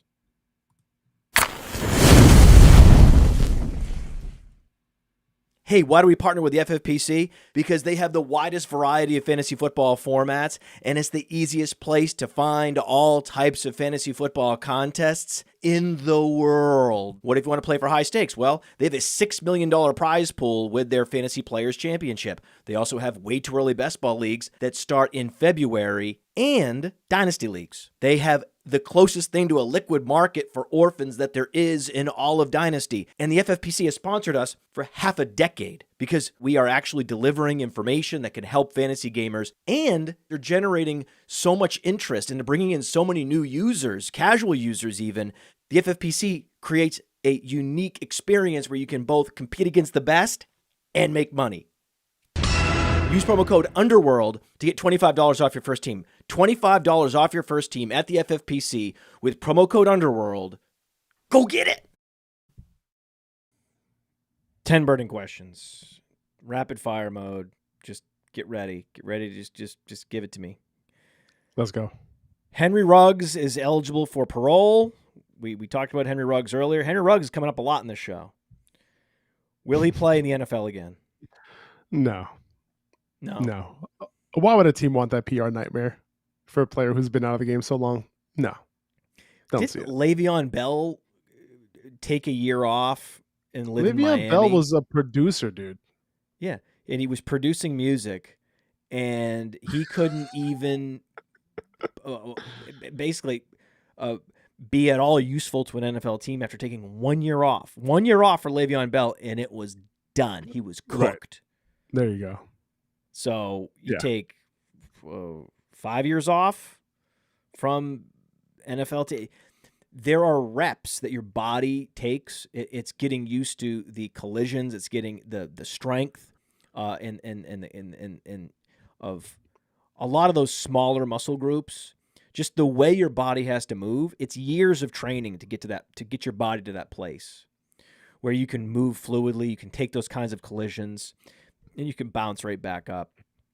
I don't believe that his body physically is going to be able to allow him to do that. I've seen some shocking things. I mean, Michael Vick certainly came back after many years, but Michael Vick was at a place physically where he could have, because you saw it, his athleticism was drained from him. He was not the same guy. He was more of a pocket passer with mobility than a run-first quarterback. He wasn't nearly the same kind of dynamic player when he came back. And you take that away from Henry Ruggs. He wasn't good before. So how could he be any good now? The two guys that now? The two guys that you mentioned have a track record in the NFL with proven production, opposed to Henry Ruggs, who you can't really say that for. So what's the upside here? Also, Le'Veon Bell had to come back because remember he got robbed. It was one of the most famous robberies, most infamous robberies ever. Do that. Do you remember what happened? No, I don't remember what happened. No. He, this is great. He was jet skiing, and these women waved at him on a pier or something, and he drove over, and he's like, "Oh, hey there," and he thought his jet ski game was great, a real difference maker, right? And he's like, "Oh yeah, you guys want to ride on the jet ski?" And they're like, "Oh yeah, great, oh wow," and he's like, "Oh man, this is working well. This is unbelievable. This is great." And he's like, "You girls want to go back to my hotel room or my apartment or whatever? I'm living the life down here in Miami." They're like, "Absolutely." Right. And then so next thing he knows, he wakes up in bed and he's like, "Oh my God, what a day. What a dream day." Right. This is I was basically living a fantasy. You think you're out there. No one's really paying attention when you're on the wave runner and you're making these jumps and you think someone out there is probably watching and impressed with your jet ski abilities. But then to think that, wow, you had two women that were just that taken with your jet ski abilities and swooning. Wow. Best day of his life. And then he woke up and all his money and all of his jewelry was gone. Of course. I mean, it's just the jet ski heist. It's so funny. We are Monday morning quarterbacking this. Like if I was there on Sunday, I'd be like, "Hey man, let's do it. Come on the jet ski. Oh, back to the hotel room. Sure, come back to the hotel room. Absolutely. No, I know. That's the thing. It's like, this is no one's surprised at all. This is one of the least surprising things. Every guy's like, yeah, I can see that happening. Absolutely. And like, yeah, but it doesn't make logical sense. Like there's no way that they're, that impressed with your jet ski ability. Yeah, but at the time, it seemed perfectly reasonable. All right. So we talked hours ago at this point. We talked about the Chargers and how that's just going to be a great offense, period, and that's what we need to focus on. And Marion Hampton's going to be a big part of that offense. They're already talking him up, so the bragging has already started. This was a great pick by the Chargers. They know it, and I think they're going to feed him. First-round running backs. Doesn't matter if you're the 5th pick or the 25th pick, you're going to get fed. And, Najee Harris, fine. But Najee Harris, really, really unimpressive. Najee Harris, had he not gone to Alabama, would have been a day 3 pick. And we wouldn't even be talking about him. He might not even be in the league right now had he not been able to go to Alabama. Just not an impressive prospect, not impressive in the league. Just the industry standard between the tackles grinder. Nothing to see here. I mean, how much is too much of Marion Hampton when you're putting together your best ball portfolios? I think there is a limit, because all the stuff that you mentioned about first round running backs getting fed and things like that, I don't think it matters to Greg Roman. I really don't. And as bad as we think that Najee Harris is, and the difference in the talent gap between Hampton and Najee Harris, I don't think we're going to end up seeing that much of a gap when it really comes down to the touch distribution in this backfield. So he's going off the board as RB16. It's high for me, I have to say. Like, I think that this is going to be relatively close in touches. You know, you look at what J.K. Dobbins, you know, as a second round pick, you know, who was a decent prospect, and he put it on the field that year, 6 yards per carry. He was producing for that offense. He was a great fit for that offense. He scored 7 touchdowns in the last 6 games. Yet they go into the playoffs that year and he gets like 10 carries a game. Like, with Gus Edwards as the other guy who was getting almost the same number of carries as J.K. Dobbins, even more in a lot of games. So this is a similar situation. Yes, Hampton is a first-round pick and Dobbins was a second-round pick, but Dobbins was proving it on the field in the NFL in year 1, yet he still couldn't earn more touches in that offense. So that's my concern. I'm not saying that I'm going to go ahead and get Najee Harris at a cheaper price. That's not what I'm saying. But I'm saying that it might be a little bit too expensive at RB16 for me for Hampton, because there is a lot of volatility here potentially. And yes, he could do his thing on efficiency on a good offense, like you said. But I'm looking at who's going around him, and I am passing a lot in redraft and best ball. I wouldn't do that. I would try to be at least at, you know, let's say 8% or more. I wouldn't be fading him. There's too much upside there to fade. That offensive line is going to be one of the best in the league. They've invested more in the draft in their offensive line than any other team. We know that Justin Herbert is an efficient quarterback.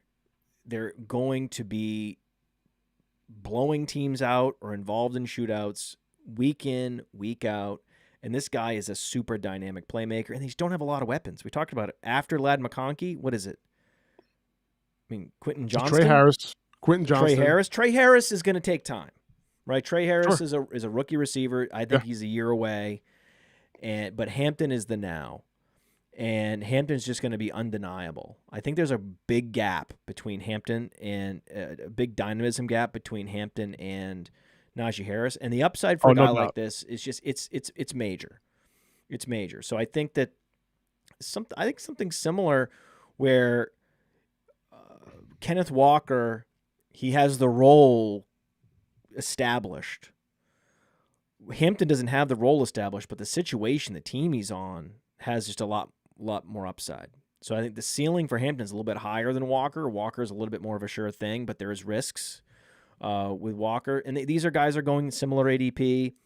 On Fast Draft, in some cases in the Flex 4 game, you can get Hampton in round 5, which is an absolute smash. But you, especially in Flex 4, a game like Fast Draft, you're just trying to hit on a guy that greatly exceeds expectations. The upside on Hampton this year is huge. And I just think that the profile and the situation is as good as it gets. It's much better than Genty, right? If you just assigned a value to his prospect profile and the team situation, well, Hampton has more going for him than even Genty does. He just happens, How so? He just happens to, because of the offense, right? Because of the offenses. I mean, Najee Harris, if he sustains an injury, and he never has, right? He never has. But if Najee Harris gets hurt and misses time, high ankle sprain, something. Especially huge upside for Hampton. As guys get older, too, they lack the ability to evade contact year in, year out. They get more and more likely to be injured, even if, you know, with confirmation bias, like he's never been injured, so we didn't think he's never going to get injured. But that's not true about Najee Harris. He could actually, I think he's a bigger injury risk than people think because he's so sluggish at this point. The contingent upside on Hampton is as good as anybody. Agreed. So, guys with the most contingent upside are just not the guys to fade in fantasy. Yeah, I could see that. Definitely more so in best ball, where, you know, he was more likely to be picked. In redraft, though, I can see that being very annoying all year long when it comes to him. Where there are going to be weeks where you're just like, am I starting him or Brian Robinson? It's a good point. No, it's a good point. You get draft both. It's a good point about best ball because there's going to be these standalone weeks where he has the value, whether Oh yeah, Harris is healthy or not. You just don't yeah. know which weeks those are going to be. Which weeks are the Chargers having to throw in the second half, and then he gets all these dump offs, and Harris is scripted off the field, and it's all about Hampton in the second half. You don't necessarily know going in to that week which Hampton opportunity are we going to get this week. Is it going to be just the 10 touches sporadic, or is it going to be like the entire second half is Hampton? And so that's where best ball is really nice because it's a tournament, so you want to chase upside. You want to hit on guys that could potentially give you best case scenario. And also, week in, week out, you're not setting your lineup, so you want to take guys that are going to be difficult to start in a managed league, whereas in best ball you just take it when they pop. When he takes that that screen pass 30 yards for a touchdown, boom, he's in your lineup, and he's not in the lineups where he's not. So in that way, I think Hampton's a particularly good best ball play. Now, when you think about handcuffs, the contingent upside. Later rounds, we talked about Jarquez Hunter earlier. We talked about Taj Brooks because we are contractually obligated to talk about Taj Brooks on every podcast. It's just such a smash. I mean, the Bengals offense. I'm so not in on Taj Brooks, man. So not in on him. You don't like him? I have to say. No, I don't think he's anything special, to be honest with you. I don't think he's going to be taking that many snaps away from Chase Brown. Like, if he was a talent that you're like, okay, there's something here. I don't see it. I see the volume that he had in college, but I don't see much else outside of that. I don't see anything special. That where he's like, okay, we're going to take Chase Brown off the field here. They're going to. They don't. Touches. Chase Brown is not the type of receiver, running back, satellite back that should be getting an 80% opportunity share. There's only a handful of those guys out there, and typically they weigh like 220 pounds. And they just have more of a robust skill set. The coaching staff knows what they have in Chase Brown, and he's fantastic in 50 to 60% of game situations. But there's a lot of other situations, and also they want to keep him fresh. I think for a bunch of reasons, they drafted Taj Brooks as that hammer to have and to actually make Chase Brown better. And allow him to be used more optimally. Also, there's incredible contingent upside on any running back on that team. Oh, 100%. Even whoever the third running back is someone you're going to want to have rostered like in deeper dynasty leagues. Just whoever it is. Hope it's not going to be Samaje Perine, but that, you could look up Zach Moss gets cut because Perine has special teams ability. A guy like Samaje Perine could actually have a couple weeks at some point in the season if there's a bunch of injuries. You don't want that, but that's the kind of contingent upside where no matter who it is, you want that guy. You want exposure to the Bengals. And I also think that a guy like Taj Brooks, he didn't have like a 30-catch season, just had a bunch of 20-plus catch seasons. I think this year we were desensitized to what some of these running backs are. Jarquez Hunter's another one, desensitized. Jaden Blue, we've been desensitized, where in another draft class, we would be much more out ahead of these guys. But now they just feel like background noise. All these day 3 running backs, they're just yet another one. But they're a lot more special if they were in any other draft class relative to the running backs they're getting drafted with. I mean, I just think that it's hard to appreciate. There's so many running backs. It's hard for your brain to even process that there are this many running backs that are rookies that are this good. Yeah, no, I hear that. But for Taj Brooks, when it comes to him, it's all about the opportunity. So with any running backs, you get the opportunity and you're going to be able to do your thing in the NFL more times than not, right? But you look at Taj Brooks, Chase Brown wasn't overly efficient in college when you look at the historical numbers since 2014, but Taj Brooks was even less efficient than Chase Brown was in the running game, right? And that's not even where they would end up taking him off the field, right? Chase Brown would end up coming off the field most likely, like you said earlier, between the 20s, getting like 10 to 12 carries a game, potentially for Taj Brooks. That's kind of the upside that I'm seeing here. Will he end up getting goal line looks and that sort of thing? I don't know. I mean, I think they like to pass the ball even in inside the 10 situations. So it's not one of my favorite handcuffs.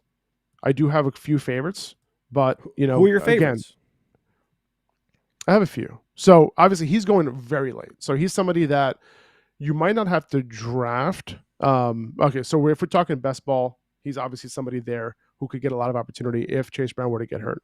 A little bit earlier in drafts, I think Tyjae Spears at RB 41, I think could have some standalone value potentially if everything falls right for him. But if not, worst case scenario is that he could be an extremely efficient handcuff. Isaac Guerrero is, obviously clear handcuff to Christian McCaffrey. No confusion there. Showed that he could do his thing. Great prospect. Tyler Algier, obviously we know what he could do. No confusion there. He's the guy. Later on, I think Will Shipley is somebody that we could look at as well.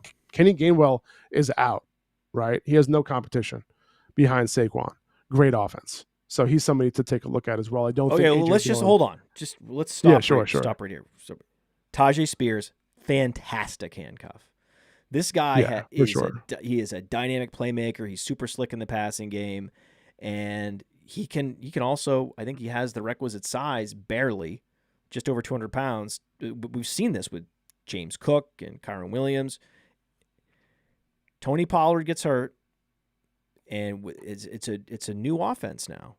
It's going to be a much better offense with Cam Ward.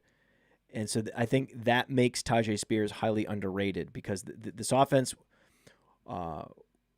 the upside case for this offense is not fully appreciated with Tyjae Spears. And also, Tyjae Spears has been around a couple years, and he feels like a handcuff that just never fired. And then now, again, people are bored, they're yawning, they're moving on. They shouldn't be. And he was injured all of last year too, right? He was injured on and off, and he has injury history for sure. He's one of those guys that we talked about earlier, but he's somebody who, with opportunity, if he's healthy, he could be a killer. And in the handful of games that he started last year, he killed it. So a lot of upside there. Yeah, same thing with Will Shipley, same thing with Guerrero. These guys are athletic. These guys are in incredible situations. High ankle sprain, broken wrist, whatever it is, whatever happens every week, something happens to some running back, some injury. Now, last year was the healthiest season for NFL running backs of all time. Not even a question. Right, we're going to see some reversion to the mean on that. There's going to be more injuries this year. It's just what's going to happen. And a guy like Will Shipley, I mean, we don't really know how athletic he is. We haven't seen him test. But if you go back to high school, he was athletic. And the Eagles said, yeah, we'll let Gainwell go. And Shipley is another under-discussed handcuff. Guerrero is discussed because we saw the potential with Guerrero. Everyone knows that Christian McCaffrey is one of the most injury-prone running backs in the league. There's an injury finder app where that you can look this up. But I agree. I'm with you 100% on all these guys. In terms of handcuffs in particular, I think the upside, the contingent upside on Shipley, Guerrero, the moon, and very underrated Tyjae Spears. I'm with you, man. Just one more, Marshawn Lloyd. Like, he's another one who was injured all year last year, and everyone thinks that he's not going to be in the running to be their 3-down workhorse if Jacobs were to get hurt. Well, I mean, he was injured all year long. Number one, number two, they had appendicitis. Random running backs. What's that?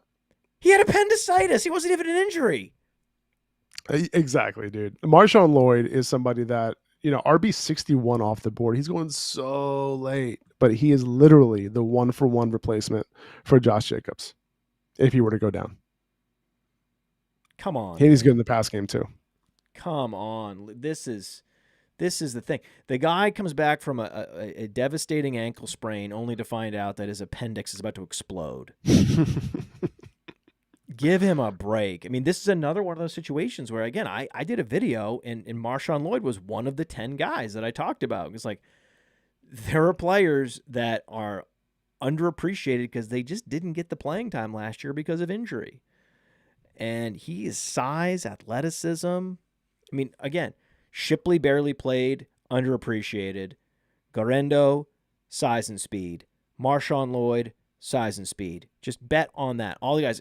Spears, hyper athletic. If you went to the combine, you went to the Senior Bowl, you saw it. So these are the guys I'm trying to bet on. I'm not trying to bet on slugs. So again, in a pure upside world, if these guys took over, they would have more playmaking ability than, say, Taj Brooks. Agreed. Right? All the guys we've just talked about, they're big time playmakers compared to Taj Brooks. Yeah. What can they do with the opportunity presented? How far can they take it? That's really what it comes down to. Taj Brooks has the benefit of being able to simply fall forward into touchdowns over and over and over again. Yeah. You put if he's given the Taj role. Brooks on another team, right? You put Taj Brooks on the Raiders, then I don't care. You put Taj Brooks on the Steelers, I don't care, right? You've got to have Caleb Johnson can actually create yards on his own and be productive on the Steelers. Taj Brooks cannot. If you put Caleb Johnson on the Bengals, good night. Good night, Chase Brown. Sweetheart. Good night, Chase Brown. Good night. Yeah. So that's why it's just interesting. Yeah, you've got good players that are in impossible situations, like Dylan Sampson, and you've got players that are just good enough, just solid but not good, not great, but they're in situations that things could break their way. It's not my fault that touchdowns are such a big driver of fantasy production. But knowing that, you can't fade Taj Brooks or a Brian Robinson too much, knowing that. You can't even really fade Najee Harris too much, knowing that. Given everything I just said, if Najee Harris's ADP gets to a certain place, you have to push the button on him, and it's just gross. But it's what it is. So gross. It's what it is. So, we got to talk receiver now. We've talked a lot about running backs, and the chat is really impressed with our running back knowledge. When I completed the show sheet, I didn't really think that we were going to have this super in-depth running back conversation, but we have. So if all of you like it, if you like what we're talking about, like the show. If you're listening to the podcast, share the show with your friends. That's the best thing you can do for us. And so go ahead and do that right now. Marvin Harrison Jr. or George Pickens? Who you got? Oh man, this is actually really tough, man. I like the fit for Pickens in Dallas with Dak Prescott. I do. Man, I'm gonna lean Marvin here by a hair though. Okay. I think it's really about the talent. The thing is, I have to depend on a deployment shift here a little bit, and so there's a little bit of hopium from my end. But he's too good, I think, to have George Pickens outscore him this year. Pickens, he's going to be great with big plays and all that, but he's still competing with CeeDee Lamb for targets. I would imagine the Cardinals want to feature more Marvin and less McBride if they want to actually have a good offense and when they open up that offense a little bit. But it's a little bit of hopium. I don't necessarily trust their OC as much. They shouldn't have been signing McBride to the biggest tight end contract of all time. Yeah, no, but he's going to be a big producer, man. Like he's produced a ton, and he's going to continue to produce for them. But rarely do you see tight ends year over year be the number one target for an offense. There's no OC in the world that wants to say, "Hey, yeah, the tight end needs to be the number one position that we feature." No, you want targets down the field. You want to open up your offense. So I think Marvin Harrison Jr. has to be the guy. He had a good rookie year on film, but everything about his deployment absolutely sucked. So I'm hoping that it improves a little bit this year. So to answer your question, I'm going to go Marvin with hesitancy. Knowing nothing has changed, same personnel, same coaches. Yes. Yes. Yes. And, but we're also knowing the fact that we're comparing to George Pickens. I think it's a great fit. But I'm concerned about target share. I'm concerned that, he won't be consistent. I'm concerned that he'll have big games for sure. I think in a best ball situation, I'm going George Pickens. But just overall, who's gonna have the bigger year? I would say Marvin Harrison overall. You said Pickens in best ball. I love that. Pickens in best ball for sure. Because you look at how Dak's skill set in terms of deep passing, and you look at what George Pickens brings to the table, it's a match made in heaven, right? And but Dak is a great value at ADP. Yeah. It's like a guy like DK Metcalf. It's hard to draft DK Metcalf in a best ball league. It's hard. Because what are you going to stack him with Aaron Rodgers? No one wants to do that. Exactly. Nobody. Exactly. Nobody. And the cool thing is, I don't know if people know this. This is we have not broadcast this yet. We just soft launched it last night. I let the Discord know. It's a Fast Draft Discord. Check it out. On Fast Draft, we launched the Rabbit, which is a new tournament. It's $20 entry fee, and it's proper best ball. It's 15 rounds, quarterback, 2 running back, 2 receiver, tight end, 2 flex. So if you are a best ball bro, there's now a new platform where you can play more of a pure best ball style as opposed to like our Flex 4 game, which is rapid fire. You just care about the superstars. That format is killing it right now. It's ripping. But we also felt like the best ball bros are loyal to this particular format. They really want to draft, a couple quarterbacks and a couple tight ends, and so we made sure we had a format for them. So that is now live on the Fast Draft app. So do it. Code Upper Hand for a $50 deposit match. So in that format, DK Metcalf gets pushed down because you all else equal, you'd rather take a receiver that you can stack. It's just the same reason why Olave. Like, there's just there's not attractive stack options, so they go like a round later than a receiver with great stack options, which is fun. And then the other thing is, like, even Devontae Smith gets pushed down a little bit because Jalen Hurts is off the board. And if you don't have Jalen Hurts, then, again, you're not incentivized to draft Devontae Smith, and the person who has Jalen Hurts might decide, I'm one guy. I'm a market of one. I'm going to wait around on Devontae Smith, and then he's there around later because no one else can stack him. So it's interesting dynamic there. Whereas like a Rashee Rice, like you can take Rashee Rice and then you can target Mahomes and you can feel great about it. The problem is, and I'm getting to a question. I know we have burning questions here. There's a question here somewhere. Rashee Rice is a guy we're both drafting. I know that. Okay. Because I follow you on Instagram. Upper hand fantasy on Instagram. Rashee Rice and Xavier Worthy, I think they're too close in ADP. What do you think? It shouldn't be close at all. It's crazy. It shouldn't be close at all. Like Rashee, he's the guy. Like, I'm expecting like 27-30% target share for Rashee Rice. He had like a 33% target share, I think, in the first couple of weeks of the season last year. And Worthy had an opportunity all season long last year to take advantage of Rice's absence, and he did not. Right? So he started to come on a little bit late in the year. But before week 16, only one top 12 performance without Rashee in the lineup. 17% target share throughout that span. And wide receiver 23 price tag. Like, he finished higher than that only 4 times last year. And I think a lot of the downfield stuff, a lot of his stuff is going to be downfield, I think, once again, with Rashee back. So probably less targets. So I'm out on Xavier Worthy just overall. I think, sure, in best ball, he's going to have his games, but still at that price, even in best ball, it's just way too expensive for me. And I think one of the underrated things here is that Hollywood Brown's going to be healthy. And if you remember last spring and, last summer before he got hurt in the first preseason game, he was having a great spring and summer by all accounts. And I'm not surprised. right? He's had decent fantasy success before in production, and now he had Patrick Mahomes, and he was going to do his thing, and then he got hurt, and who knows what would have been. So those deep shots, intermediate to deep shots, like I think he might have to Xavier Worthy might have to compete just a little bit with Hollywood Brown. So yeah, I'm just out, man. I'm just out on him. Rashi's a huge value still, and I'm so in on him, but not in on Worthy at all. You shouldn't be. It's also a bad fit.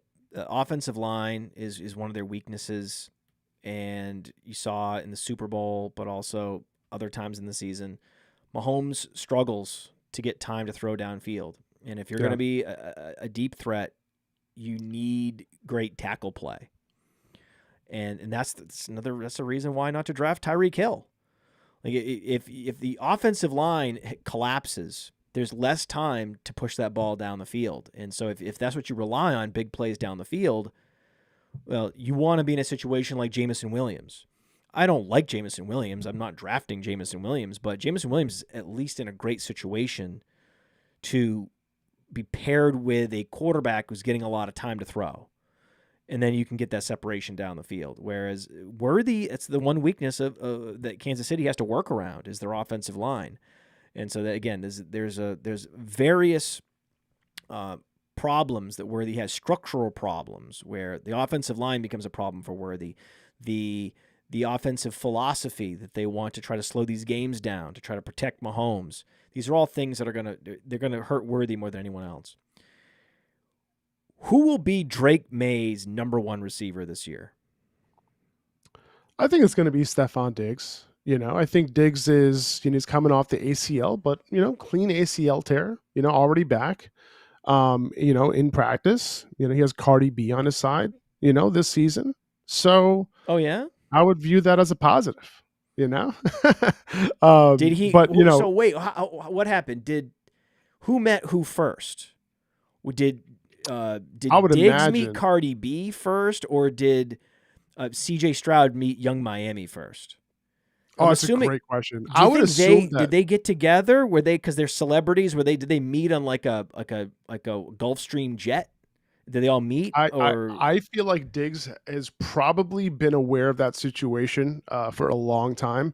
I don't know if you remember that video from the Vikings locker room where this dude was asking all the players, like, which player in this locker room would you least want to date your sister? Did you ever see that video, Matt?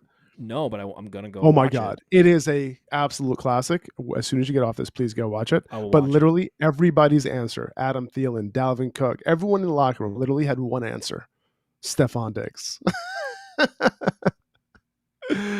Yeah, man. It was such a funny video. And then at the end of the video, they catch Diggs and they're like, everybody said you. And he's like, what? Me? Like, it was just like, and it was classic. Like, he knew exactly what they were talking about. Right. But yeah, so that's why my answer to that question is, I think Diggs probably went out to seek out Cardi B. That would be my guess. Yeah. And then CJ Stroud benefits. There you go. Right. Exactly. Yeah. Exactly. It's who you know in life. It's funny because, Diggs out-targeted, Nico Collins in some games last year. He was pretty good. He might not be who he was as a perimeter separator, in Buffalo and when he was in Minnesota, but I think he's going to be good, man.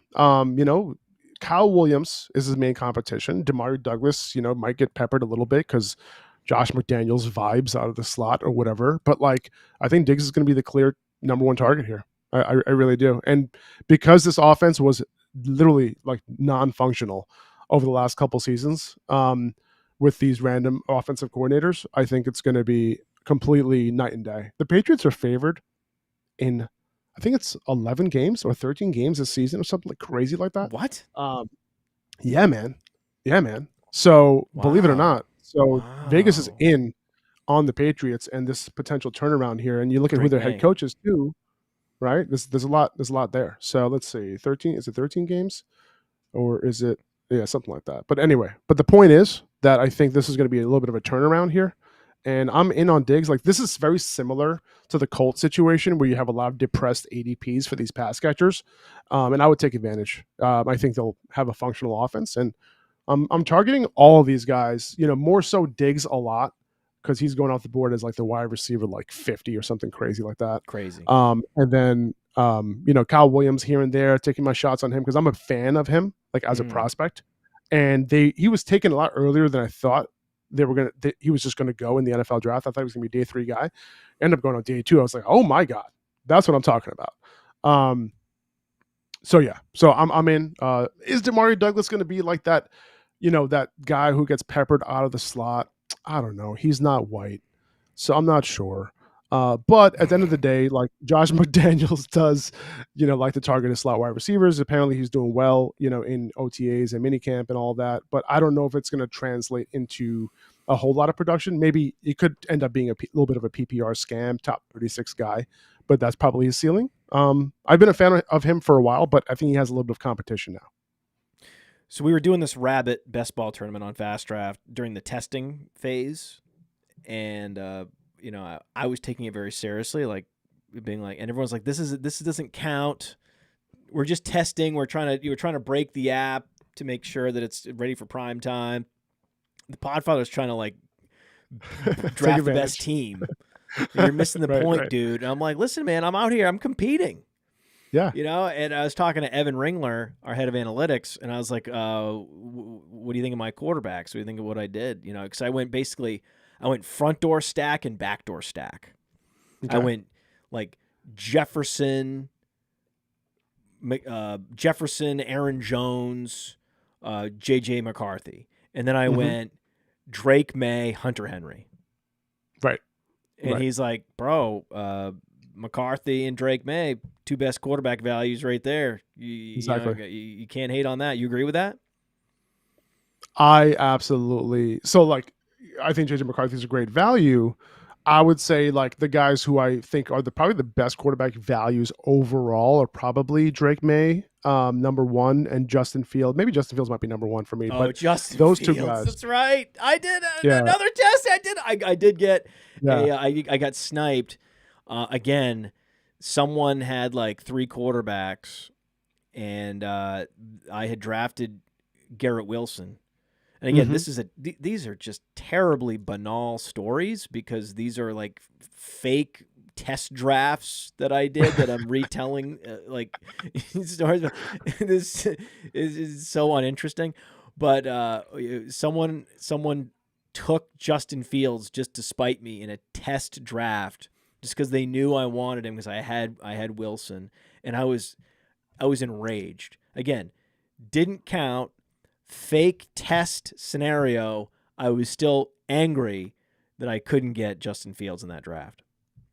Yeah, no, totally. And I like those guys a lot. And the question for McCarthy is, yes, his ADP, the value is really good because you can get a potential top 10 quarterback in fantasy. Right now, will he provide any positional upside at the position for fantasy? Probably not. Right? Like the 2 guys that I mentioned.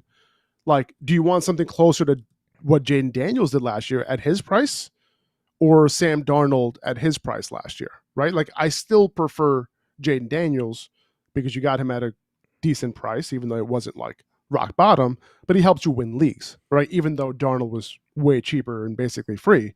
So with that being said, I think JJ is a great value, someone who I am targeting when it gets that late in drafts. But just keep in mind that he might not provide the positional advantage that someone like Drake May or Justin Fields can because of their rushing ability.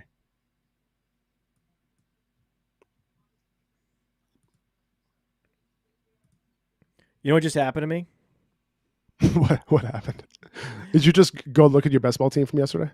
No, I was trying to retweet the show on Twitter, but the volume turned on. So you were talking, but there was a delay. So then I didn't realize that you had finished and you were still talking. And then because there was like a little bit of a merge of the audio there. And then I looked up at the actual screen and you weren't talking anymore. And I was like, oh no, dude, we're giving people sign. We're empty air. Oh my God. This is a This is a cardinal sin. Dead air cardinal sin. Oh my God, dead air cardinal sin. All right, Dynasty. I want to ask you this. I haven't asked people this. I gotta get back to asking this question. This is an important question. Mm-hmm. Dynasty truther, a guy that hasn't done anything in a couple of years, but you believe. A guy who hasn't done anything in a couple years, like my dynasty truther, like is Josh Downs. Like, does he count or does he not? I think that's a fine truther because he really hasn't fully broken out, right? Okay, good. Because he's like my guy. If you ask anybody in our audience, in our community, like who like Faraz's guy is, like they're gonna say Josh Downs. Like it's a joke, it's a meme at this point. It's a joke at this point. But yeah, man, he's my guy. Like he's just so underrated and so good. A lot of people still don't get it. You know what I mean? But look at his situation last year, man. Like you look at these numbers, okay? He was first read target percentage in that offense last year was 30%. Okay. That was above Brian Thomas Jr. and Lad McConkey. He was 13th out of 100 qualifying wide receivers in first downs per route run. That was higher than Justin Jefferson, Jamar Chase, and CeeDee Lamb. 17th out of 100 yards per route run with who at quarterback last year? Okay. For context, Malik Neighbors was at 2.3. He was at 2.28. Okay. 11th in expected fantasy points per route run, 16th in target share, 3rd in targets per route run last year. I can go on and on. There's I have a bunch here, but I'm just going to stop because it's just a situation now where you have somebody, a quarterback who's top half of the league in ability to get their guys the ball, catchable target rate. And now Josh Downs can actually perform, and I'm so excited. So I think there's still an opportunity to buy, and I would be buying hard. I think he's on every one of my dynasty teams because I've overpaid in a lot of these leagues. It is what it is, but I think that he'll come through on that in the next couple of seasons. So I'm so in on Josh Downs. I think he's underrated. He's so good. So yeah, that's my guy, man. He's big on Josh Downs. Just really good at football. And it's not like Jerry Rice was a big, fast guy. He wasn't. Jerry Rice was just really good at football. He wasn't as small as Josh Downs, but physically, that's not how he won. Some of the most productive wide receivers of all time, guys that are in the Hall of Fame, they didn't do it by being Mike Evans. There's actually less Mike Evans type players out there than there are just great football players that just win with awesome footwork and they squeeze the football and they're always in the right place at the right time. They have that mind meld with their quarterback and they're trusted. And that's there's a bunch of receivers that are like that. Think Amon-Ra St. Brown, right? Amon-Ra St. Brown is a late first round pick in best ball. And he's not that physically superior to Josh Downs. Right. So it's just there's this weird thing that happens with especially players that aren't first round picks and they haven't broken through with that wide receiver one season yet. There's just you got to show it to me, like Jawan Jennings, Josh Downs. There's just this, you got to show, there's just doubt. Now, when Adam Thielen finally did it, all the doubt was erased. Now he's Adam Thielen. Now he's an early round pick. But they have to do it, right? And there's a lot of value in fantasy to be out ahead and to be seen enough. The efficiency metrics. That's why Player Profiler exists. So you can look up these metrics on Josh Downs and see it a year ahead of time. It's the whole reason we do this. Give me a bold prediction. Get you out of here. I'll stick with these same players that we've just been talking about, man. Josh Downs finishing as a top 12 fantasy receiver this year. Okay. I got another one for you. Good. Justin Fields and Drake May both finish as top 8 fantasy quarterbacks. Is that bold enough? Bold. From the Podfather to you, I deeply appreciate you tuning in. And many ask, what can I do? What can I do to help support the hosts, the research they do, the production costs? Go to PlayerProfiler.com. Dynasty Deluxe, World Famous Draft Kit, Rankings, DFS Dominator, and of course, Data Analysis. Subscribe to any one of those, and you support all of us and take Player Profiler to the moon.